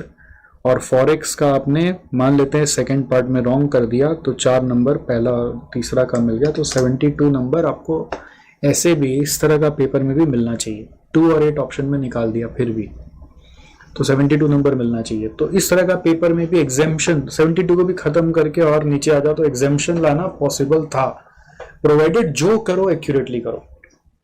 इस तरह का पेपर में भी संभव था, समझ में आया। तो एसएफएम में इसलिए मेरा हमेशा आपसे एक्सपेक्टेशन रहता है, ये मैंने जो रिवीजन बुक भी बनाया ना, उसका एक्सपेक्टेशन क्या है, देखिए टारगेट हमेशा मेरा आपसे एक्सपेक्टेशन रहेगा कि आप इस नंबर के लिए मेहनत करेंगे, 80 के लिए। अगर पेपर ढंग का आया ना तो 80 नंबर तो उठता ही है, और पेपर अगर हिला दिया है तो भी एग्जाम्शन तो आता ही है। तो एसएफएम में अगर जो करे वो भी सही करे तो काम हो जाएगा। 2 और 8 छोड़ दो और बाकी में दिमाग लगाओ, और 2, 8 भी आता है तो बाकी शफल करके देख लो, कितना इजी कर दिया आपके लिए। अब जाइए थ्योरी वाला मैराथन को ठीक से जरूर देखिए, और एक बार इसके जो सम्स हैं जो भी मैंने आपको कराया उसको फेयर कर लीजिए, जो नया मिला उसको अपने समरी नोट्स में अपडेट कर लीजिए। जैसे यहाँ पे समरी नोट्स में वो कन्वर्टिबल बॉन्ड को लेकर जो अपडेट करना है वो कर लीजिए, और कुछ भी आपको अपडेट करना है वो कर लीजिए, ठीक है। That's it, thank you so much, I will see you soon. तब तक ध्यान रखिए। इस पूरे सेशन में मज़ा आया तो फीडबैक ज़रूर दीजिएगा, और एग्ज़ाम में पास हो जाए तो मिठाई ज़रूर भेजिएगा, ठीक है। कुरियर भी कर सकते हैं, आना ज़रूरी नहीं है, अगर आ नहीं पाए तो, और आए तो बहुत अच्छा लगेगा। ऑलराइट, और एक फ़ीस यही है कि जो भी बच्चे कॉस्ट और एसएफएम पढ़ना चाहते हैं फाइनल में एटलीस्ट, तो नाम एक ही बोलना है बस, ठीक है। किसका नाम बोलना है वो आप समझ गए होंगे, लेकिन नाम एक ही बोलना है, और ग्रुप में हल्ला मचा देना है, क्योंकि इस तरह का सॉल्यूशन वगैरह डीप में जाके करना इतना मेहनत सब कोई करता नहीं है यार। और आप लोग मेरे प्यारे दिल के करीब हो तो मैं हमेशा करता रहूँगा जब तक पढ़ाने की इंडस्ट्री में हूँ। चलिए, thank you, bye bye, take care.